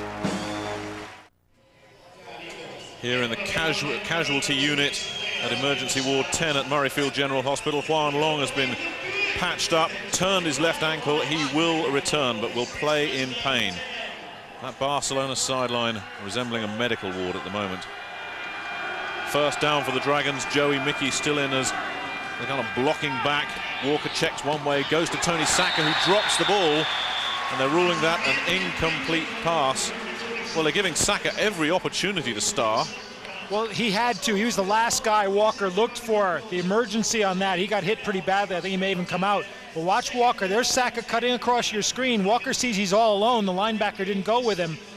But he takes that hit in the back, and when you're a tight end, you've got to expect those hits. And when you're a quarterback, you don't necessarily. Saka has limped out. Demetrius Davis has limped in, but I must stress, limped. He was hardly moving, hardly broke into a run. Number 85. They come after Walker. Walker gets rid of it. Short of first down to Mario Henry. Darren Butler came up and made the stop after a gain of around 6. Walker did a good job of standing in against the rush and delivering that ball, but he was safe on his blind side, because watch Lewis Age, 57, against Young. That's good pass blocking. Lewis Age Nice firm base. Young's got nowhere to go. Can't go through him, can't go around him. He is tiny in comparison with Tom Scott, Lewis age, just 340. 3rd down and 4. You saw that Chuck one. Bradley, number 76, stood up. And that's a tough one for the Dragons again, because 3rd and 4 doesn't take much. See the referee indicating the false start. 3rd and 9 now becomes a difficult play. They know where they've got to go.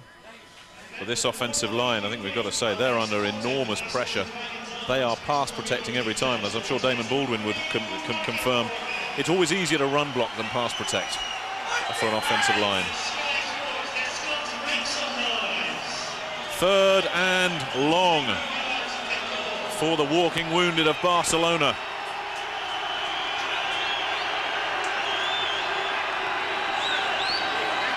Walker drops, fires over the middle, incomplete. He was looking for Demetrius Davis, who somehow hobbled out close to 1st down yardage, but Demetrius Davis is not anything near 100% fit. And the Claymores got a good rush with just a 3-man rush, and they actually deflected the pass. Here's Davis. See, he's not moving very well on that bad leg. Just jumps up, doesn't come close, and takes the push down from Brian Jones. But that pass was deflected. So the punting unit out for Barcelona.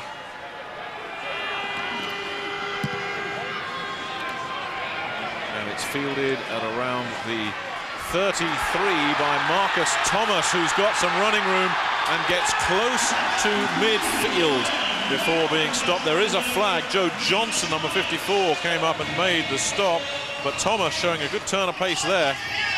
And it was a low line drive kick, but Mario Henry, 80, was down on the coverage, but Henry couldn't make the tackle, and there was running room after he missed that first tackle. But the call here could be significant.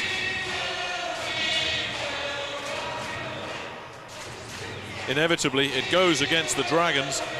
It was against Tommy Thigpen for going downfield illegally. You can't go downfield till the ball's kicked if you're one of the interior linemen. I think it's worth pointing out that for all the problems that the Dragons have, they still trail by just a point. That's right. And they've had 2 shots at going ahead on field goals, which they haven't made. As the big man, Tom Scott, one of the biggest player in the World League, and ironically, there's one of the smallest players in the World League on the Claymores, Scott Cooper as well. I think Tom Scott makes about 3 Scott Coopers. Marcus Thomas checks out of the game. Saran Stacey gets the call, looks to turn the corner, is nailed after a pickup of 5 or 6 by Tommy Thigpen, number 51, who came in. But Tom Scott, we talked about him, already firm friends with Scott Cooper, which is a smart move on Scott Cooper's part, because he really is the little guy on the team. Yeah. Which one's which? I can tell. I tell you, Tom Scott's upper arm is twice the size of Scott Cooper's thigh.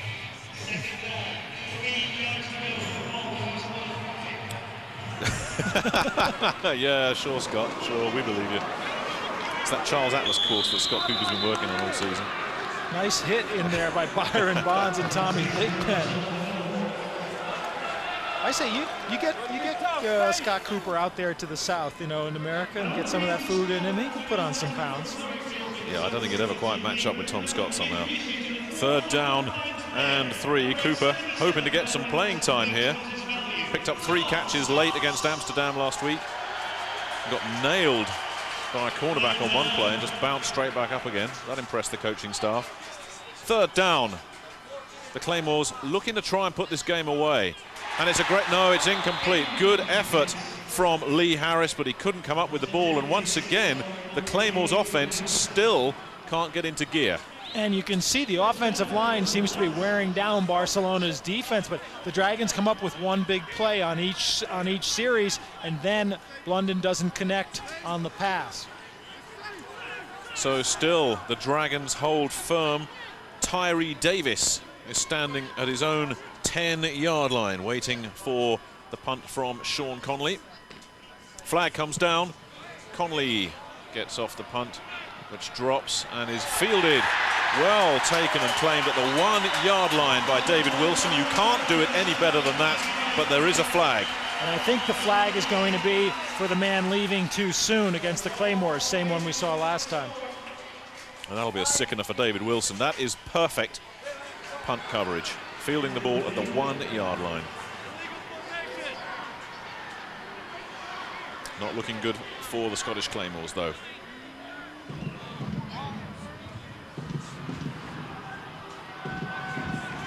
There's confirmation. It goes against the Claymores, and that's one penalty that the Barcelona Dragons will definitely accept. Because David Wilson's been down there 3 times, and Conley's punts, the first 2 just skidded by him both times. That time they did it to perfection. Tyree Davis having no chance with a return. 3rd in the World League. He averages around 8.7 yards per punt return, trailing Kenny McIntyre of the London Monarchs. Joe Johnson checks out of the lineup for Barcelona. The Claymores have to try again.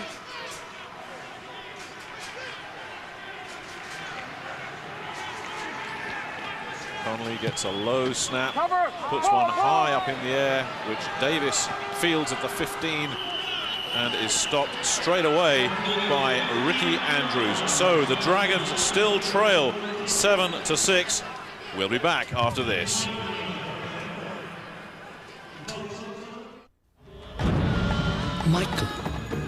Michael Jordan. To find what you desire requires a great effort. You look thirsty. Gatorade? Thanks. I've come. I know why you have come. You wish to know the meaning of life. And? Life is a sport. Drink it up. That's what I figured.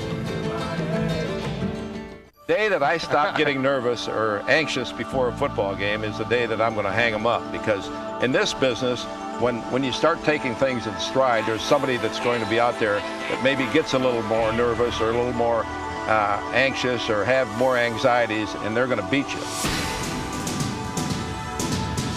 NFL Sunday Ticket, up to 13 NFL games each Sunday. To sign up, call DirecTV at 1-800-781-4DTV. Let there be football.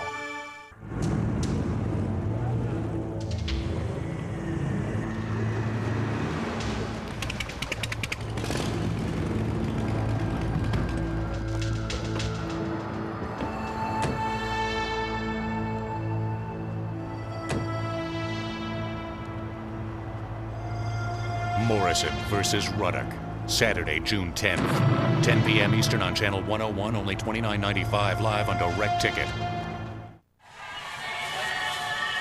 The Scottish Claymores lead the Barcelona Dragons by just 1 point. The Dragons have no running game. They have 5 players back.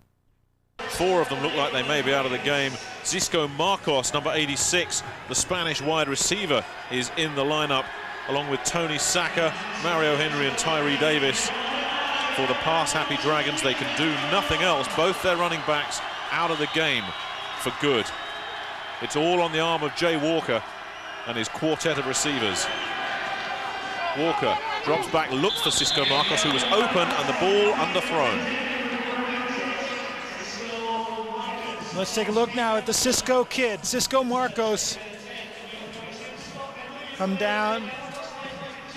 Just a little curl out at the first down marker. Ball's underthrown. Gets it on the bounce, doesn't count. He was open. Xisco Marcos plays for the Pobl Nou Buffaloes back in Spain, and has a catch to his name this season already. Walker flushed out of the pocket and nailed and sacked for a loss of around 5. Alan Young came up big time there. And I think that was the quarterback run. I think that was going to be our first running play of the second half for the Dragons.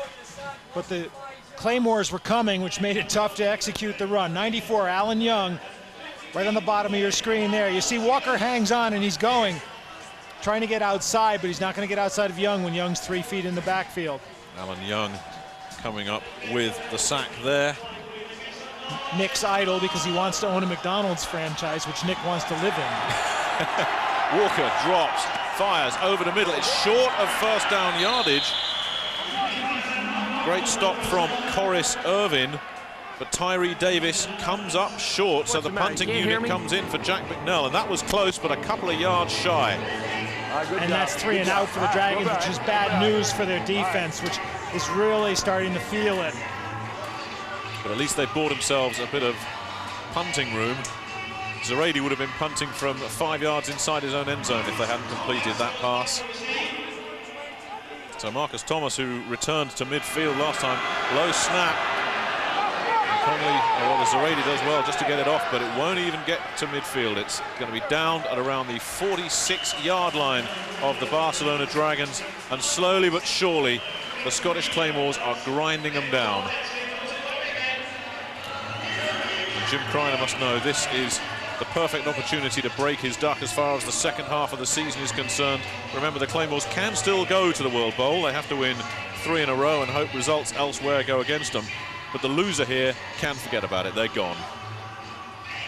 3-2 record could easily, or not easily, because we'd have to figure out all the permutations of the head-to-head matchups, but a 3-2 record could get you into the World Bowl.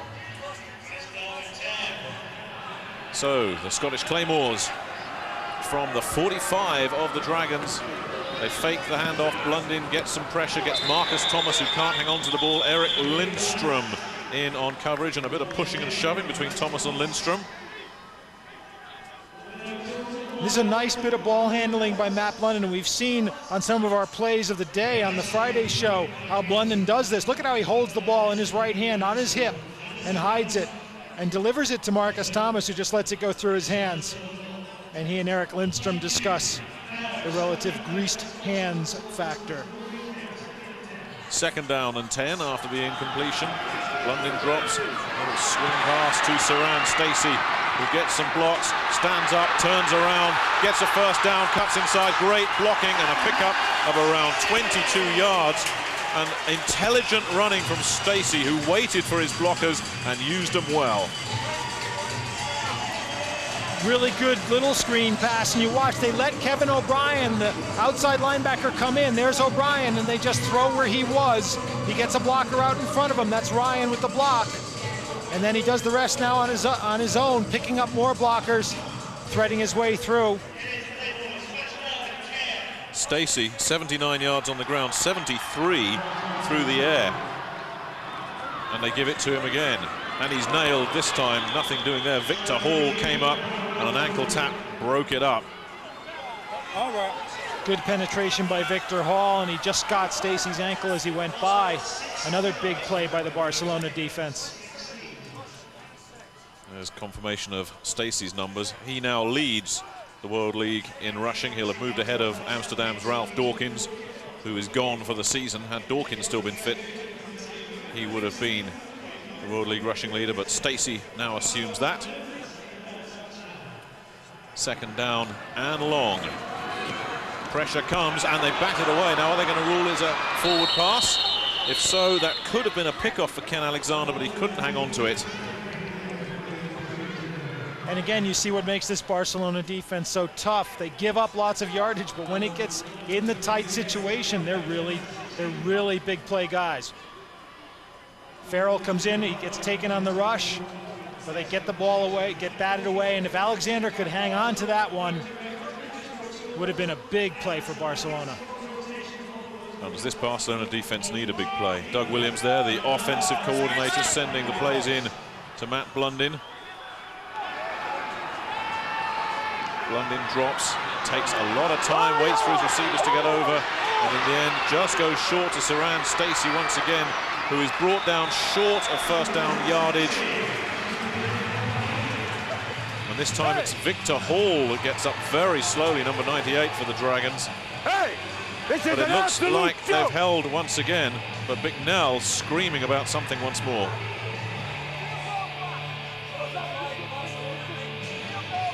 Field goal, block! Jack Bicknell didn't like the fact that Stacey was able to get open and then make yardage downfield when he thought they should have had them stopped. Sean Conley will attempt a 37-yard field goal with just over 2 minutes remaining, 3rd quarter. The hold from Terry Carge, the flag goes down and it splits the uprights, but there is a flag. We'll have to wait for the official verdict on that one before Conley can start celebrating his 5th successful field goal of the season. He goes against Barcelona. So that's the good news as far as the Claymores are concerned. Bad news as far as Cowboy Jack is concerned. Now 5 yards is just about enough for a first down. But the question is, do you take points off the board when you've got them? That's a sickening penalty for the Dragons. Field defense, field! Field defense! And how you can get a 12-man on the field call. I tell you what. At that stage of the game. I tell you what, Jack Bicknell has a lot of reason to be upset How is now. that possible that we can get 12 guys out on that? And you can hear what Jack's saying there. How is it possible? With the things that have gone wrong for this team, and now instead of giving up 3 points on Conley's field goal, it's a first down for the Scottish Claymores. Conley's kick won't stand up.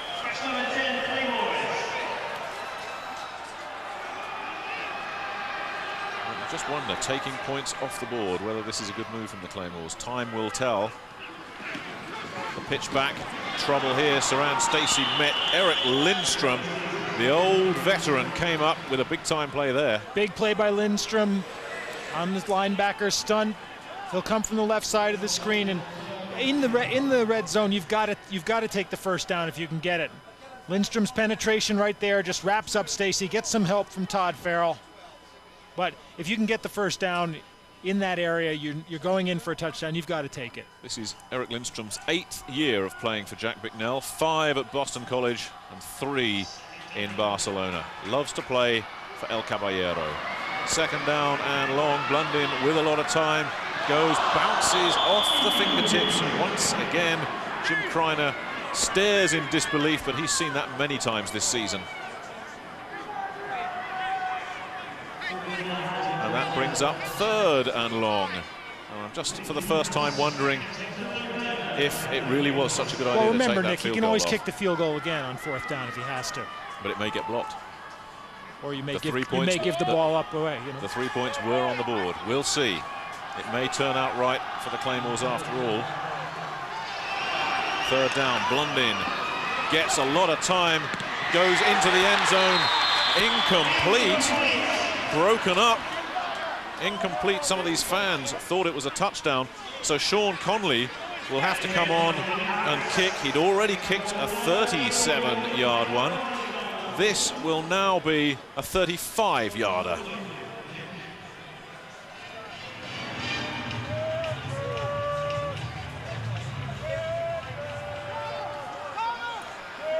Terry Carge holding, high snap, well fielded, and it looks like it's as you were, straight through the uprights.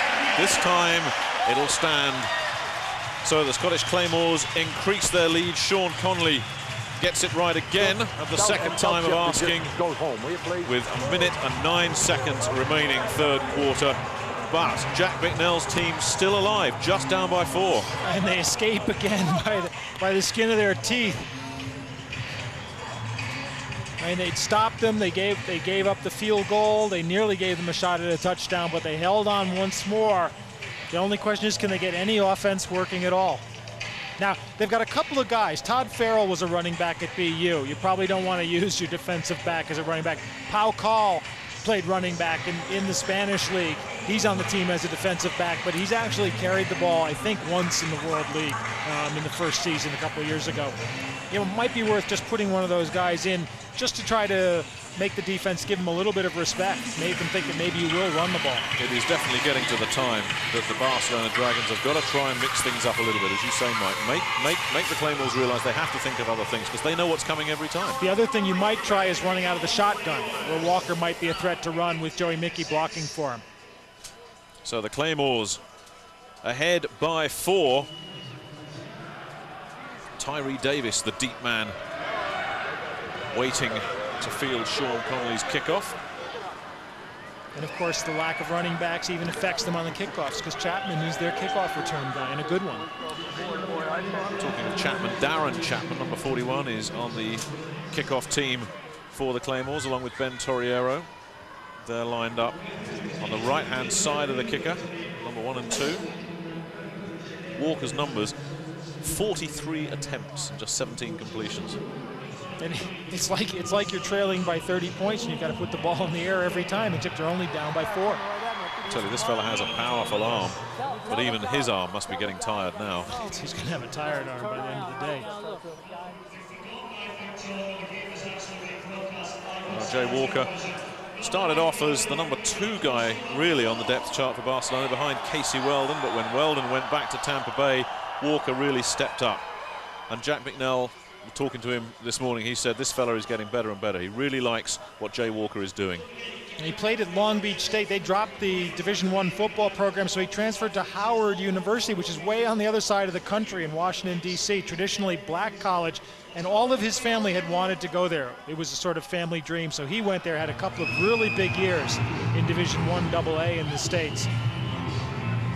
The Patriots drafted him. All he needs is experience. He's getting that now. Kick fielded by Tyree Davis at his own 6. There's a bit of running room for him here. Still on his feet, gets some blockers, gets close to the 40, still on his feet. Great run from Tyree Davis. In the end, he's brought down by Tim Brown, but Tyree Davis close to midfield. And Tyree Davis used his blockers well, but also great individual effort on this play.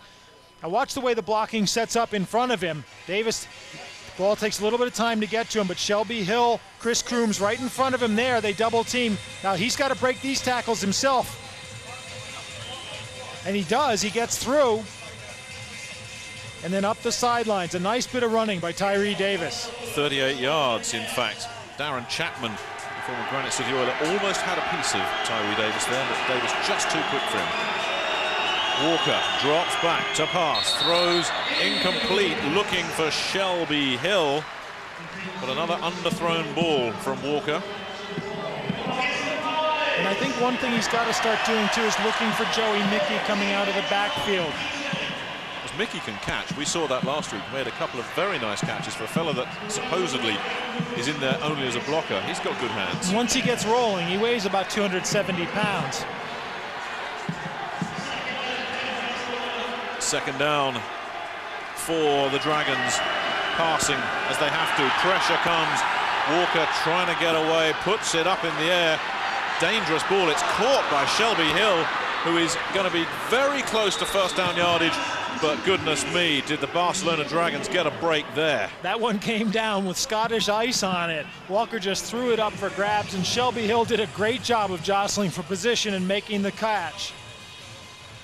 I see Walker's going to come, and there's Mickey. The linebacker's got him, so he's not open. Walker's going to come under pressure, and he takes a jump and tosses it back across the field. And watch Hill. Sees it all the way like a center fielder in baseball. Brings it in and gets the first down. And Walker got hit after he got rid of it. Now he's up on one leg as well, so he comes down on one leg and takes a pretty good hit from Michael Brandon. A pretty late hit, too, if you ask me. The officials don't agree with you, but I think you certainly have a point there, I bet you Horace Morris is jumping out of his seat saying, that's no late hit.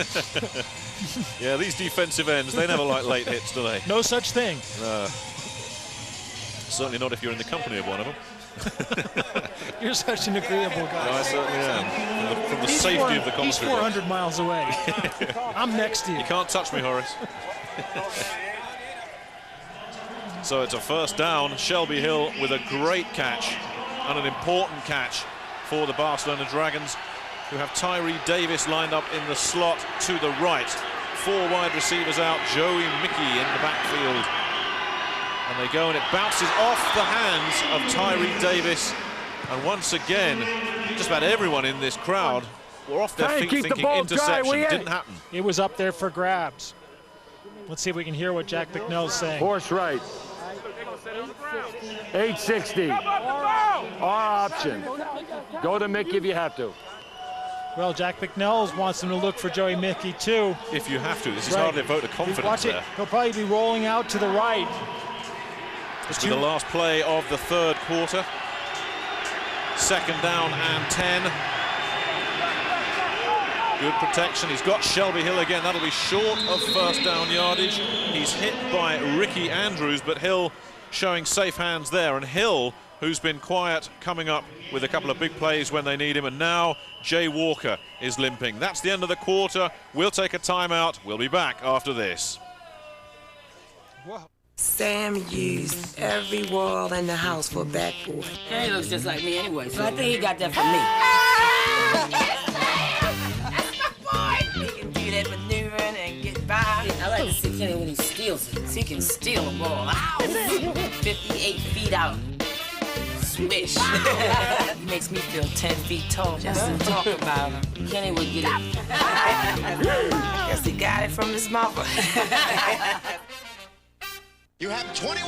Richard Goodwin is about to investigate. He thinks 21 is rigged. Is it? A world he's always envied. Gonna put television on trial. It's the case that could make his career. You telling me everybody got the answers but you? And destroy a remarkable man. I can't decide if you think too much of me or too little. From Oscar-winning director Robert Redford. If someone offered you all this money, would you do it? I'm going to have to ask for your answer. Quiz show playing on DirecTV.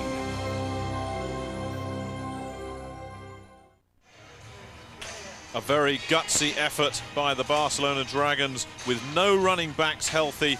They've thrown the ball 34 straight times. The Claymores know what's coming every time, but still just 4 points in it.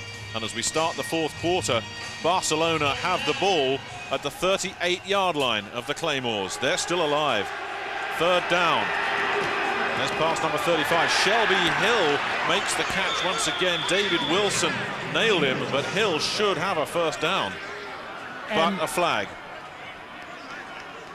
Now they're all coming. Watch the linebackers coming, which is actually a good thing on this play because they're looking short. He gets the ball to Hill. Now the question is where they mark it.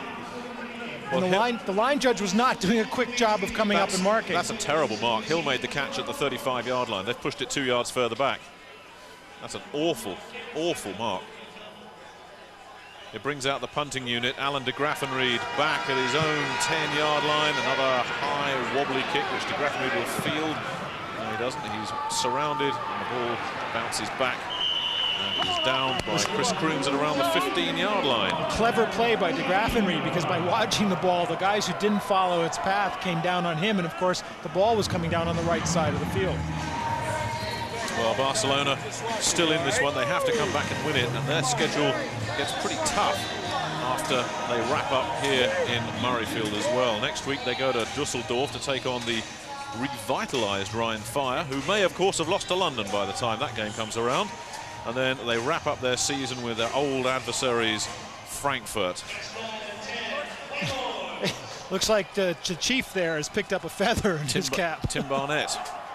That's the first time we've mentioned Tim Barnett's name all night. And very quiet, Barnett. They stay on the ground, the Claymores. Saran Stacey doesn't get past Ken Alexander, but still picks up around 4 yards. And just on momentum, and again, the Dragons defense is really tired. They've been out there a long time. Pau Call in on the tackle as well. He got a play in there at strong safety. Well, the Claymores, they too have to visit Germany next. They go to Frankfurt, or rather they entertain Frankfurt here in Murrayfield, and they finish up in London. Second down and around 5. Blundin drops back to pass, straight over the middle. First down yardage, that keeps the drive alive. Saran Stacey, who must be closing in on 200 all-purpose yards for the night. And not much pass rush from the middle of the Barcelona line. Keith Traylor's limping again on that ankle that he injured earlier in the season. So he wasn't able to put anything on in the middle, and that's where they went with Saran Stacey. That moves the chains. See Traylor's ankle heavily wrapped on the outside. From the 31, Blundin drops back on first down. They try to set up the screen to safety, who gets past Chris Crooms and gets a first down. Once he'd beaten the first man, there was always trouble there for Barcelona, because Stacey in open running room is lethal. And the first guy's got to make the tackle on that play. I think you could see in the middle of your screen as we ran the play, the Trailer wasn't getting much rush in the middle of the line. So Blundin's looking all the way for the running back, and it's one-on-one there. So if he beats the safety coming up, he's got a lot of room. A pick up of 12 yards on the pass. moves the ball to the 43-yard line, and Blundin's numbers for the day as Blundin takes a timeout. This is the sort of performance you'd expect from an NFL quarterback. But Blundin has struggled this season. That was a clock timeout. They'd gotten the game clock goes down to about 1 second. So a timeout on the field. We'll take a timeout as well. It's 10-6 in favor of Scotland. We'll be back.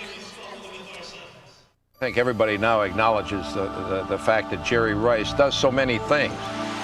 He catches the ball, he can get deep, he catches the ball short, he can break tackles, he can run away from tacklers, he can get the ball into the end zone. He makes the big play in the big game. NFL Sunday Ticket, up to 13 NFL games each Sunday. To sign up, call DirecTV at 1-800-781-4DTV. Let there be football. And to this reporter, it's obvious that these strike negotiations are going nowhere fast. Well, I've had just about enough. Let's go. Excuse me. Love the shoes. What were we thinking? After you. No, after you. Life is good. When you've got the great taste of an ice-cold Miller Lite, life is good. Our work here's done. Play ball. Now that you've given her away, you'll always cherish the memories. You'll always remember the joy. And you'll never forget the bill. $220 for parsley? But hey, isn't that why you got Visa Gold in the first place? With all the purchase power to handle any occasion. Even the most precious. Visa Gold, it's everywhere you want to be. Better open up the window because Direct Ticket is steaming up the house with 2 movies too hot to miss. When Miss Right turns out to be all wrong, life can become a deadly nightmare in Dangerous Indiscretion. I'm trying to tell your wife that I'm in love with her. His best friend just got married, but the best man's work has just begun when he hears the bride say, "Sleep with me." Woo! These invitations are hard to refuse this month on Direct Ticket. And that guy's having a big game. Saran Stacey. Absolutely phenomenal. Saran Stacey, the real franchise back. Jim Kreiner said he could be the best running back in the league. He may be right. Blundin with loads of time and he's almost picked off, and that was close, and it should have been picked off. Tommy Thigpen had it. Tommy Thigpen had that one all the way and just couldn't hang on to it. And you'll see Blundin had a load of time to pass. He gets to look around, and you saw Thigpen on the right of your screen dropping into coverage. Receiver starts to fall down. Thigpen had the inside track to it, and he was gone if he hangs on to it. Tommy Thigpen, drafted by the Giants in '93 on injured reserve all season, and the Giants really gave up on him after that.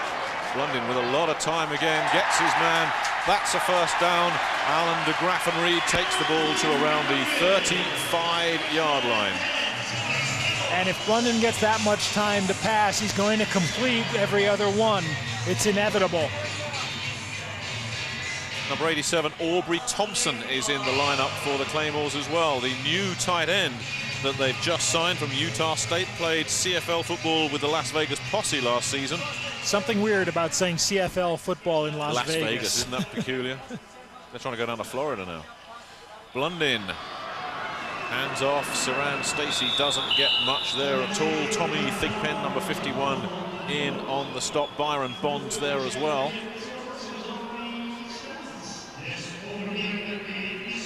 Stacey over 100 yards receiving, looking to go over 100 rushing as well. Now in the passing situation, they're taking Traylor out in order to try to get more, generate more pass rush. Illich is in. Second down, Blundin drops, pressure comes, and he just has to dump it off, and it's in fact gone to Aubrey Thompson, the new man in, who gets close to first down yardage. The Claymores dodged a bullet there, and the new man comes up with his first reception for his new club. And it looked like that one went through Byron Bonds' hands, and they thought that it was dead. Let's take a look now. They get some good pressure. You see Illich there moving on the inside. The linebacker comes, and there it is. It went right off Byron Bonds' hand, and a good grab by Aubrey Thompson, and a nice bit of running. Bonds finally makes the tackle, gets some help from Eric Turner, but Byron Bonds almost made the big play. He got 9 yards, 3rd down and short for the Claymores. They keep it on the ground once again, and that's going to be very close to 1st down yardage, depending on where they spot it. Kevin O'Brien in on the stop.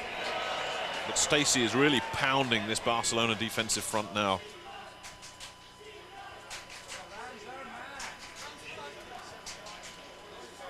And from where they've spotted that ball, it's going to be very touch and go. Looks like they've just got it by the nose of the football. Yes, oh great guru. We'll see. If they have to kick a field goal from here, it'll be around 42 yards, which is in Connolly's range. He has hit a 43-yarder. I think someone said just by the nose of the football. Just by the nose of the ball, Mike. Official Carlson comes up with a perfect read. They don't need the chains. They should just listen to you, Mike. Give me the angle and I'll make the call.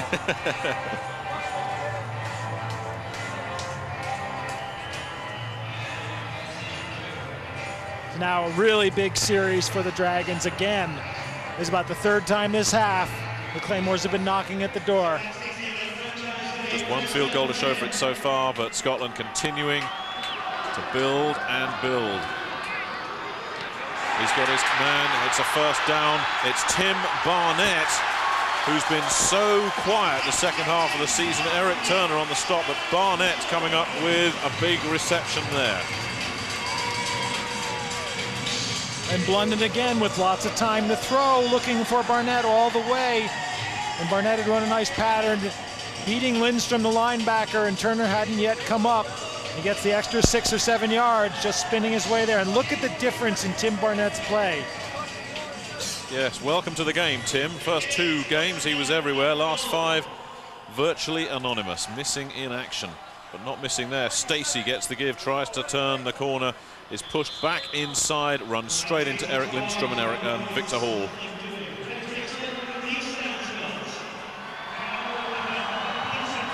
Those outside linebackers have been doing a tremendous job for Barcelona. They've been using them. They've been sending O'Brien a lot. They've been bringing Lindstrom's been making the plays against the rush. He's had to go back into pass coverage. Tommy Thigpen then comes in and helps out. Every one of these Barcelona defensive players has turned it up a notch. Blunden drops loads of time, puts it upstairs, but overthrown. Dwayne Chandler was there, but it looked like Blunden may just have thrown that one away. And there was a little bump in the end zone on the receiver. Not enough really to get an interference call, especially because the ball was overthrown. And look at the rain coming down here. Not a good omen when you've got to pass on every down. I'll tell you, when it rains, it pours, and it is pouring now. Not so much on Jim Kreiner, but certainly on the Barcelona Dragons, who can't run the ball. They can only pass it. 3rd down. Blunden, lots of time. Bounces off the fingers of Tim Barnett once again. So they've come up short again, and the field goal unit has to come out. But Tim Barnett, like Alan de Graffenried, just letting 1 or 2 bounce off his fingertips. I want to know where that feather came from in his helmet and how it stays there. Well, we'll ask him afterwards. You can ask him. Do you get one for making a catch, and you get a whole bonnet if you score a touchdown? 27 yards for Sean Connolly. That one's blocked and recovered by Barcelona, who have got a live ball. And Sean Thomas, with a very smart piece of play, almost turned the corner. And what a lift that would have given the Barcelona Dragons. As it is, the Claymores keep knocking at the door, but they can't knock it down. And the tackle was made by James Spencer, the ex-Claymore, who the Dragons, the ex-Dragon, the Claymores picked up. So it remains 10-6 in favor of the Claymores. We'll be back in just a couple of minutes. When you get into this profession, this coaching profession, you dream of someday being able to lead your team out to play a Super Bowl. Now all of a sudden it's there. You have that opportunity. It's really a feeling that you can't describe. It's just such a feeling of contentment. NFL Sunday Ticket, up to 13 NFL games each Sunday. To sign up, call DirecTV at 1-800-781-4DTV. Let there be football. Hey, 49er fans. Your team just completed a record-breaking season. Player of the Year Steve Young and Jerry Rice paced the league's best offense, while Deion Sanders tightened up the D. Together, they won an unprecedented 5th Super Bowl. So, 49er fans, what do you do for an encore? The official 49ers championship video is available now. These drug cartels represent a clear and present danger to the national security of the United States. It is my duty to report this matter to the Senate Oversight Committee. I will not let you dishonor their memories by pretending you had nothing to do with it. How dare you come into this office and bark at me? I am the President of the United States. How dare you, sir? Harrison Ford. Clear and present danger. Playing this month on DirecTV. Well, the rain getting heavier and heavier, the conditions here at Murrayfield deteriorating, and that's probably not helping anybody, certainly not Sean Connolly. Now watch in the middle of your screen, Lewis Age, big Lewis Age III, just gets up and times it and hangs in the air. Be good on the line out, that guy. Lewis Age, 6'7", gets up and block it. That big play, Barcelona defense comes through again. They really have held firm, haven't they? And it's still just a 4-point ball game with 8 minutes left. Walker under pressure gets Joey Mickey, who is met immediately by Corris Irving, but Mickey showing a safe pair of hands, but may have lost a yard on the catch. And Barcelona, since they've lost their running backs, have become very predictable. They can't do anything else. They lose a yard. There's the man who blocked the kick. Big Lewis Age, his father, Lewis Age II, played for the New York Jets. 2nd down and 11.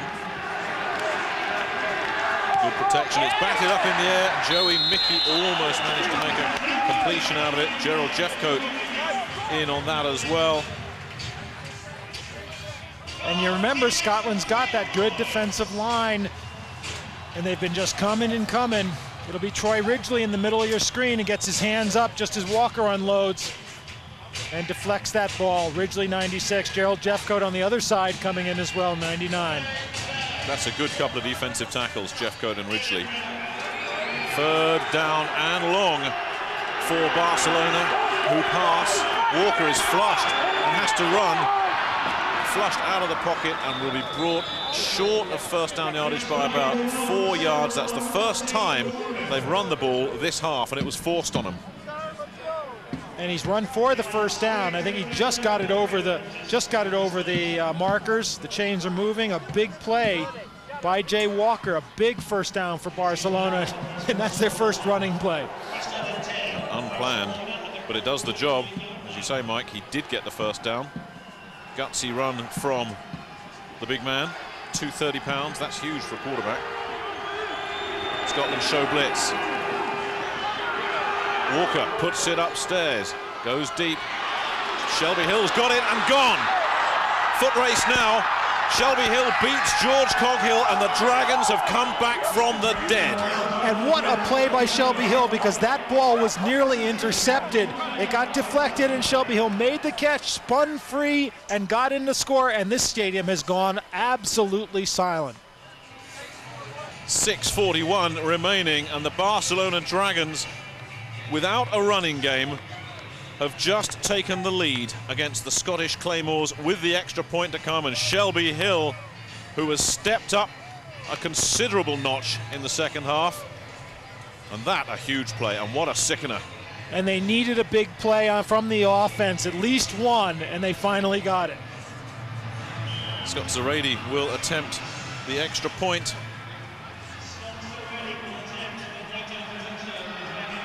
This to give the Dragons a 3-point lead.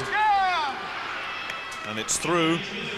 So no problems there. 6:41 remaining, and the Barcelona Dragons, who've been on their knees all half, suddenly find themselves on top. Now Walker comes back to pass, and he's not going to have a lot of time, even though it's basically only the 4-man rush, but he puts a lot into it. And watch Shelby Hill now. Watch the concentration, because the ball's deflected, and Hill still comes up with it and keeps his balance, turns around, and no one's catching him at this point. George Coghill right in front of him. Let's see Jay Walker now It's been a long day for Jay. Oh, yes. Oh, finally. That look says it all, doesn't it? What a night it's been for these Dragons, but they can't relax yet. And they've been waiting all season for the big play from Shelby Hill.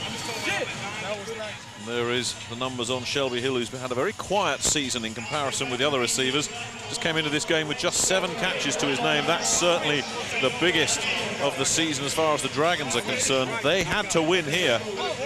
And Shelby Hill came out of Syracuse very highly rated as a wide receiver. And not only that, not only was it a touchdown, it was the longest pass of the year in the World League anywhere. And Jim Kreiner's team, how do they come back from this? How do you come back from losing to a team that doesn't have a running back if it does stay the way it is now? And the fans booing and jeering as Serradi kicks it off. De Graffenried is back deep. It's another shallow kick. In fact, goes out of bounds at around the 15. So he'll take it at the 40. The booing starting a bit early. There's still plenty of time left. And the Claymores have been able to move the ball. There's no reason why they can't come down and score. Jay Walker and Matt Blundin have both had some success. Walker's had to throw 51 attempts, Blundin 20 of 35. Neither of them intercepted, considering they've had 86 passes thrown between them, not one pickoff. And there's been a lot of balls that could have been intercepted, we should say. I mean, a couple that were up there for grabs, a couple of deflections and balls that went through hands. So, can the Scottish Claymores come back? Now, sorry, Mike. Yeah, the other interesting thing is, say Barcelona stops Scotland and Scotland punt them the ball, they can't run it out. They've got to put the ball up in the air and stop the clock. Tim Barnett is in the lineup, wide right. De Graffenried wide left. 2 in the backfield for the Claymores. They fake and over the middle and complete a pickup of 15 yards for the Claymores. Tim Barnett getting back into top gear now. And I don't know whether it's the feather or what, but Tim Barnett looks like the Tim Barnett we saw in those first 2 weeks. The feather doesn't hurt, I think that's the thinking. The former Kansas City Chief, 4 years in KC. So he knows Matt Blundin. They go on the ground this time. Saran Stacey with a lot of running room gets into the secondary. Vladimir Illick stayed with him, and Chris Crooms was there to help. Now, we said that this big offensive line is wearing down Barcelona's defense. Watch the blocking there. Everyone blocks right, and they just seal that hole off. Andre Hewitt stops the end, Illich, from coming in, and there's a huge hole for Stacey to move through. And that moves the chains. The Claymores, as you say, Mike, have been moving it up and down, but they get so far, and then Barcelona hold firm. But this could be a crucial drive. 5:25 left, and the clock still running. They go on the ground again to Stacey, who picks up another 4 or 5 yards before he's stopped. Tommy Thigpen down there at the bottom of the pile making the tackle. He's played really well in the middle since he had to replace Juan Long. A lot of these Dragons backups have come up and really answered the call. And Thigpen's impressed whenever he's had the opportunity. No, he's another guy really highly rated when he came out of college, and you really hope he gets another shot at the NFL after that injury season last year. Blundin drops back, pressure comes. They give the screen pass to Stacey, who hurdles one man, beats another, cuts back inside. All Saran Stacey that. It was a simple screen pass. It got him about 22 yards, and 20 of them are all down to Stacey. And Barcelona pretty much had the screen covered.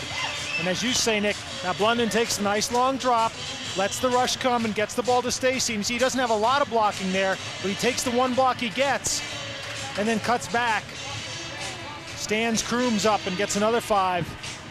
Great play by Saran Stacey. Oh, Stacey closing in on 100 yards rushing and over 100 yards receiving and over 200 yards all-purpose. The handoff is to Stacey this time, who gets maybe a yard. Victor Hall and Tommy Thigpen were in on the stop there. They had a miscommunication there on that play. supposed to be a delay on the play action, but either Blunden went too far back or Stacey took the wrong step. And there's another injured Dragon. They can't afford to lose anyone else, but one of the Dragons not yet on his feet, and it looks like Tommy Thigpen. We were talking about how often he's been injured, and it looks like another knock. Let's hope it's nothing serious. And that becomes a tough one too, because their other linebacker, Joe Johnson, is basically an outside guy. He's going to have to move inside, or Juan Long's going to have to come back. Jack Bicknell comes to check on the status. And it looks like Juan Long is coming back. He's limping pretty heavily. So it's 13-10 in favor of Barcelona, but Scotland moving in. Will be back. I think the initial hit is still pretty much coached the same way, in that you have to approach him facing the numbers and then wrap him up, and then if he slides one way or the other, it becomes an arm tackle. But you're also taught to get in there and to try to strip the ball carrier of the football. And I think defensive coaches are stressing that more and more. NFL Sunday Ticket, up to 13 NFL games each Sunday. To sign up, call DirecTV at 1-800-781-4DTV. Let there be football. Kick off this summer with a celebration of Americana. Wave the flag and salute the red, white, and blue. Pay tribute to our country's great leaders and blast off for one great summer. World Champion Ticket. Welcome back. Tommy Thigpen getting some attention on the Barcelona sidelines. He's out for this play. Juan Long has limped back into the inside linebacker position, number 59, but he's nowhere near fully fit either. And the whole time they're working on Thigpen, his eyes are on the field. He's watching what happens. Close to 400 yards total offense for the Claymores, just 10 points so far. Blunden with a lot of time, gets Stacey once again, but only picks up 2 or 3. Barcelona really playing it tough down in the red zone. And they have been all game. It's that bend but don't break defense that Red Kellen uses. It's a 3-4 that you can move on a lot, but when it gets down tight, it becomes harder to move. It becomes hard to move on any defense, but the 3-4, it becomes much harder than it is in the open field. So Doug Williams, the offensive coordinator, nearly 400 yards of offense, just 10 points. Blunden goes and almost picked off Tracy Smith. Almost had a piece of that. De Graffenried was the man that Blunden was looking for, but Tracy Smith nearly had it. Now De Graffenried's going to slip as he comes off the line of scrimmage right there, which gives him a little bit of time. Smith's got him outside, and now he comes in and he's open, but Smith, good job of reading the pass. And notice how he batted it down with both hands. Not just tipped it away, but he batted it straight down. No one was going to catch that ball. So 31-yard field goal to tie it up. This a big kick for Conley, and he's got it. The Claymores needed that. And the crowd here really celebrating, and we have a tied ball game with 2:42 remaining. And Nick, if this one goes to overtime, it may be a question of just how many guys the Dragons can put on the field. I tell you, it's the last thing that the Barcelona Dragons need is overtime. Even the guys that aren't injured are absolutely exhausted. There's Byron Bonds blowing hard. He's had a tough night ever since Chucky Johnson went down on that opening series. You see Pau Cole, number 31, a national player, he's in there. It really is anyone they can get at the moment, the Barcelona Dragons. And you know, with these small rosters, all these guys have to do double duty on kickoff teams, kick return teams. Now you're starting to put new guys into those positions. You're always inviting a breakdown. Juan Long limping visibly. 4 minutes off the clock. They didn't get a touchdown, but crucially they did put some points on the board, and the Claymores draw level. Just confirmation once again, the losers here, their season is over. The Claymores can still finish with a flourish. If Jim Kreiner and his men can put 3 wins together and results go their way, they could yet go to the World Bowl. It's a long shot, but they are alive. And it's an important defensive series coming up now for the Claymores, all square at 13 apiece. All takes a single hop at around the 15. Shelby Hill, or rather Tyree Davis, with some running room to around the 43-yard line. That was an important special teams play. It's given Jay Walker something to work with. Good field position with 2.5 minutes remaining. And Dick Curl, the offensive coordinator, talking to Jay Walker. Tyree Davis, he had an opening there and nearly was able to break that kickoff return.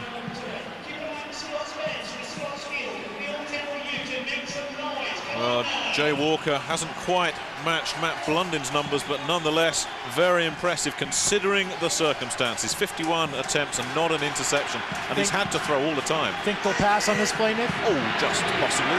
There it is to Mario Bailey to midfield, a pickup of around 6, maybe 7. Mario Henry, rather, not Mario Bailey.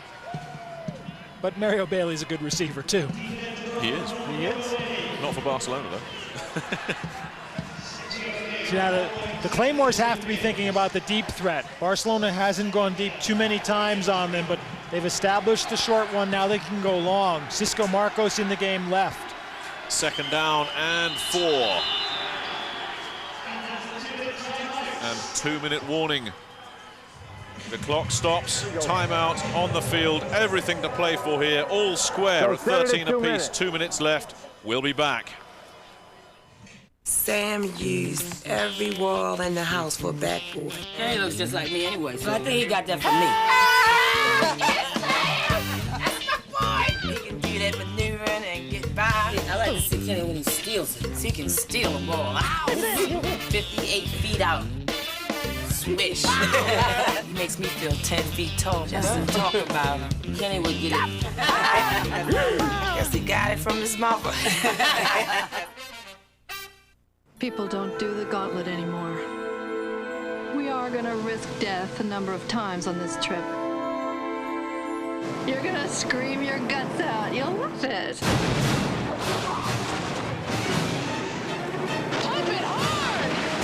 From the director of The Hand That Rocks the Cradle, Meryl Streep, Kevin Bacon. The River Wild. Playing this month on DirecTV. With 2 minutes left in the ball game, Scotland and Barcelona, 2 teams who have to win to keep their season alive, are all locked up at 13 apiece. And Jay Walker, without any running backs to help him out, is passing on every down and closing in on a World League record for most attempts in a game. 2nd down and 4. 2 minutes left.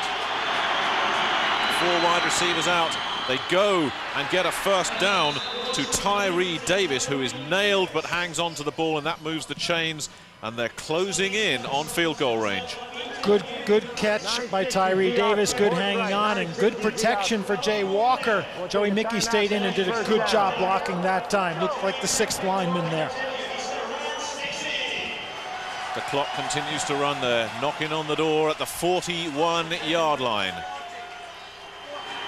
Over the middle to Shelby Hill, who gets great second effort, picks up around 7 yards, spun off 2 tacklers, Hill, and he's having the biggest day of his professional career. They got a hell of a field goal. There's a timeout called. Let's listen in to Jack McNell.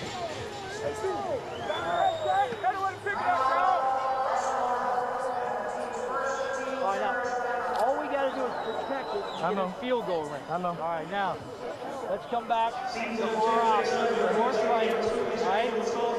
Tell them that if the blitz comes, they can see it. Well, Dick Curl saying there to Jay Walker, get it into field goal range. Missed what the call of the play was, but obviously all they want to do is work the clock and get in for the field goal, which means they can go to the sidelines or they can go to the middle because they got the timeout to play with.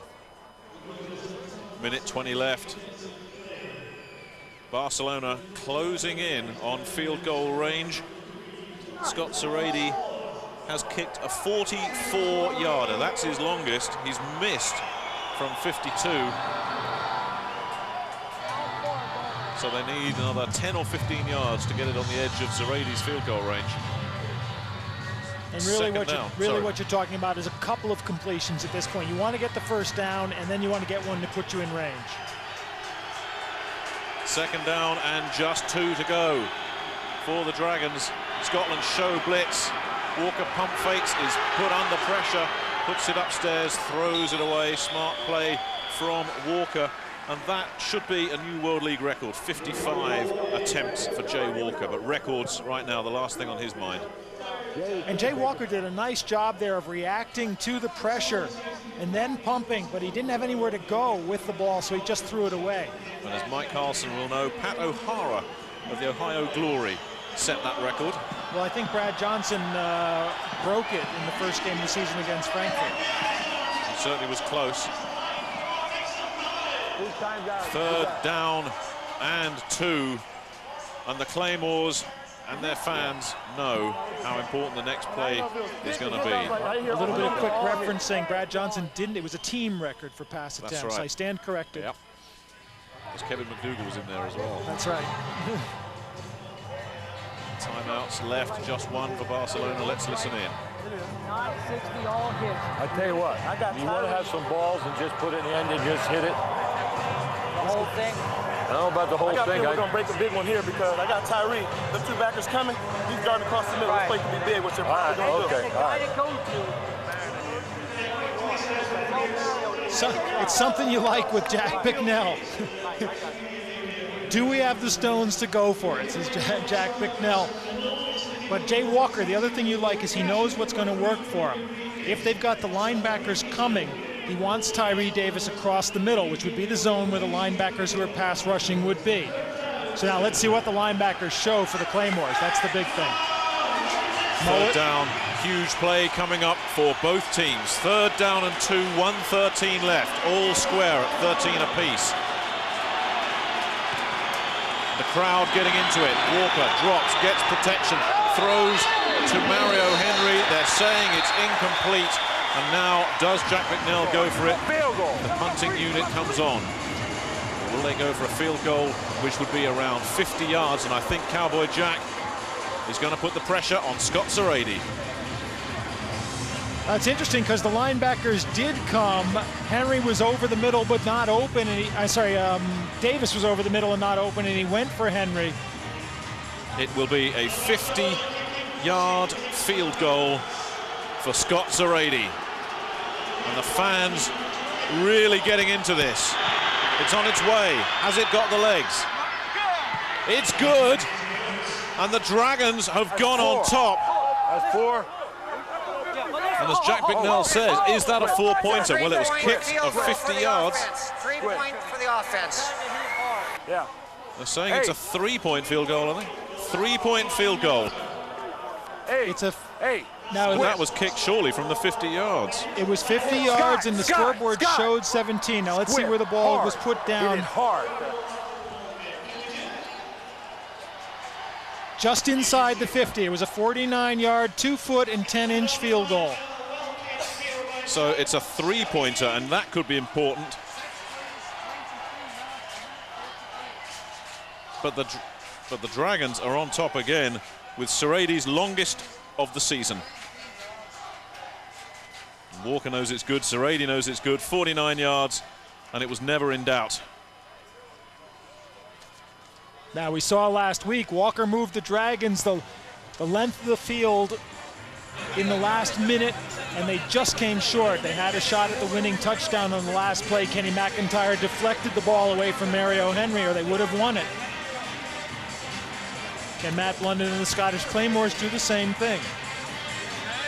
Well, Barcelona, who've hung tough, have got their noses ahead once again, but there's still 64 seconds remaining. And Zarady smiling with the official there once they got the confusion sorted out. Certainly Jack Bicknell was saying that's a 50-yard field goal, but as the replay showed, quite right, just a couple of inches short.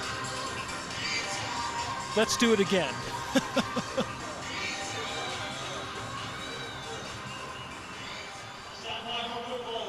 So Jim Kreiner staring down the barrel of the shotgun now. There's no way back for the Claymores if they lose this one. And the Claymores have found a lot of ways to lose, but losing to a team with no running backs and about 6 guys walking wounded and out of the game is going to be a tough one to take. It's got to be the end of the line, really, hasn't it? You can't get much worse than that. But they can still turn it around. Zarady kicks off, squib kick. Ben Torriero will field it. Torriero takes at the 30, cuts past one tackler, gets 3 or 4 extra yards. Ben Torriero picking up his 4th return of the year, gets it to around the 43-yard line, 14 yards on the return. Now really, you've only got to make for the Claymores about 20 yards in the next 50 seconds to at least tie the game or have a shot at it.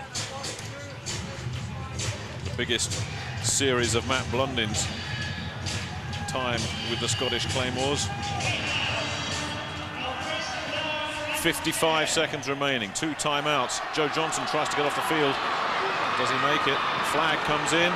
It's a free play and it's incomplete. But the flag came in and it didn't look like Johnson got off the field. Which is a tough one because there's no way he's interfering with the play. It's the old 12 men on the field thing again. Yep. Jack Bicknell will blow his stack if that one stands up.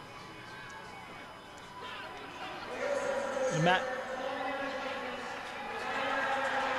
Blundin gets hit hard as he releases the ball here. He steps up in the rush and Byron Bonds gets him from the back. And that twisted the small of his back. But Blundin has got up, he's still there. But the call did indeed go against Barcelona. Brings up a 1st down and 5. They called it officially an illegal substitution. Jack Bicknell going through agony, as is Jim Kreiner on the other sideline. Blundin with a lot of time, switches, goes, gets a man. They're ruling it incomplete. Doug Williams looking on. Lee Harris unable to come down with 1 foot in bounds. But still no panic here. It's 2nd down and only 5 for Doug Williams and the Claymores. And remember, they only have to get the ball across the 40 to have a shot at tying it with a field goal. Or even winning it with a 50-yarder. 2nd down and 5. Blundin takes another deep drop, gets a lot of time, goes out. Well, they're ruling it incomplete.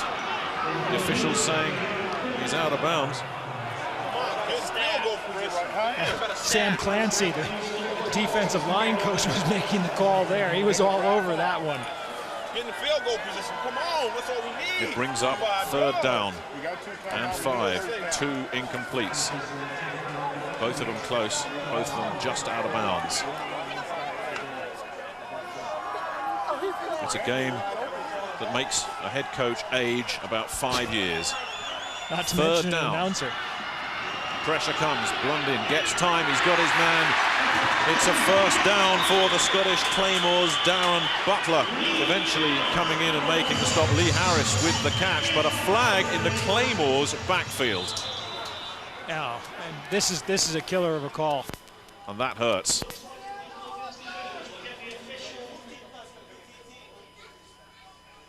Well, here's the official. Holding, 76 offense, 10-yard penalty, repeat 3rd down. Number 76 gets assessed. Andre Hewitt, the tackle. And we haven't had a holding call up till now. Hewitt's the left tackle. Let's take a look at him coming in.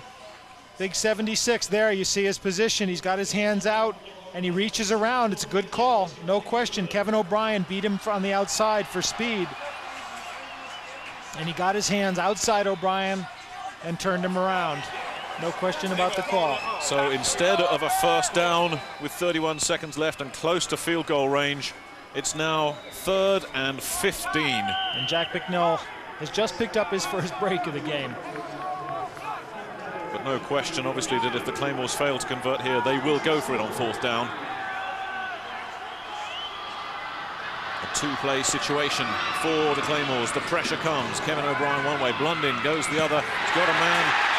Looks like a 1st down for Lee Harris. It is a 1st down, and they've gone to Lee Harris when they needed him. And Lee Harris not only makes the catch, but he steps out of bounds to stop the clock. Timeout after we get out of bounds. And watch Lee Harris now. Watch him looking for the 1st down marker. Right there. I know I've got it. He makes the turn. And Tracy Smith was laying off him a long way. Blundin puts it upstairs, but not much doing there for Lee Harris, who's switched sides, and that's incomplete. 56, 57 Ohio and go. 8 to round off. 57 Ohio and go, did he say? Doug, I don't have the listening device in here now. That would tend to indicate that you got DeGraffenreid running an out and down. 2nd down and 10. Blundin drops, pump fakes, pressure comes, Blundin puts it upstairs, looking for DeGraffenreid. They got him. They're saying he's out of bounds. And that was the play. DeGraffenreid ran the out pattern. Blundin made the pump fake, and DeGraffenreid went down. He took it deep. Fans here at Murrayfield stunned by that. Now here's DeGraffenreid. He's already beaten them on the out pattern. They fell for it. Blundin delivers the ball over his shoulder, and let's watch where the feet are. He only has to have one inbounds. Now one's out already, and the other one's out. It's a good call. Yeah, as soon as that first foot went out of bounds, that was it. Second foot was on the line when he made the catch.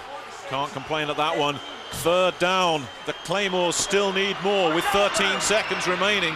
Blundin in trouble, dumps it off. Saran Stacey looking for first down yardage, gets it, gets more, gets out of bounds. 4 seconds left. And what a smart play by Saran Stacey to take it out of bounds. He got as many yards as he could, and then he went out of bounds, which gives him the shot at the field goal. Heads-up play by Saran Stacey, clutch running and smart football. There is a flag, which could be very significant. It looks like it's gone against the Claymores again. Can you believe this? And again, we got to see just how bad hold it was. We got to go for it, Doug. One shot. They had a shot at the field goal. Now they've just got to put it in the end zone and hope. What? And as we said, a really big play. Blundin getting to his safety valve, Stacey, and Stacey making a tremendous run on a really smart bit of football. Would have set up a great opportunity to tie the game on the field goal. Barcelona's just taking the time out. Victory. They can rest their troops, and they can also now tell them what to do. They only need to hang on for one more play, the Dragons. What a victory this would be for Cowboy Jack against all the odds, but what a sickener for the Claymores. Red Kellin there, the defensive coordinator. Just one more play. The Scottish Claymores 47 yards out.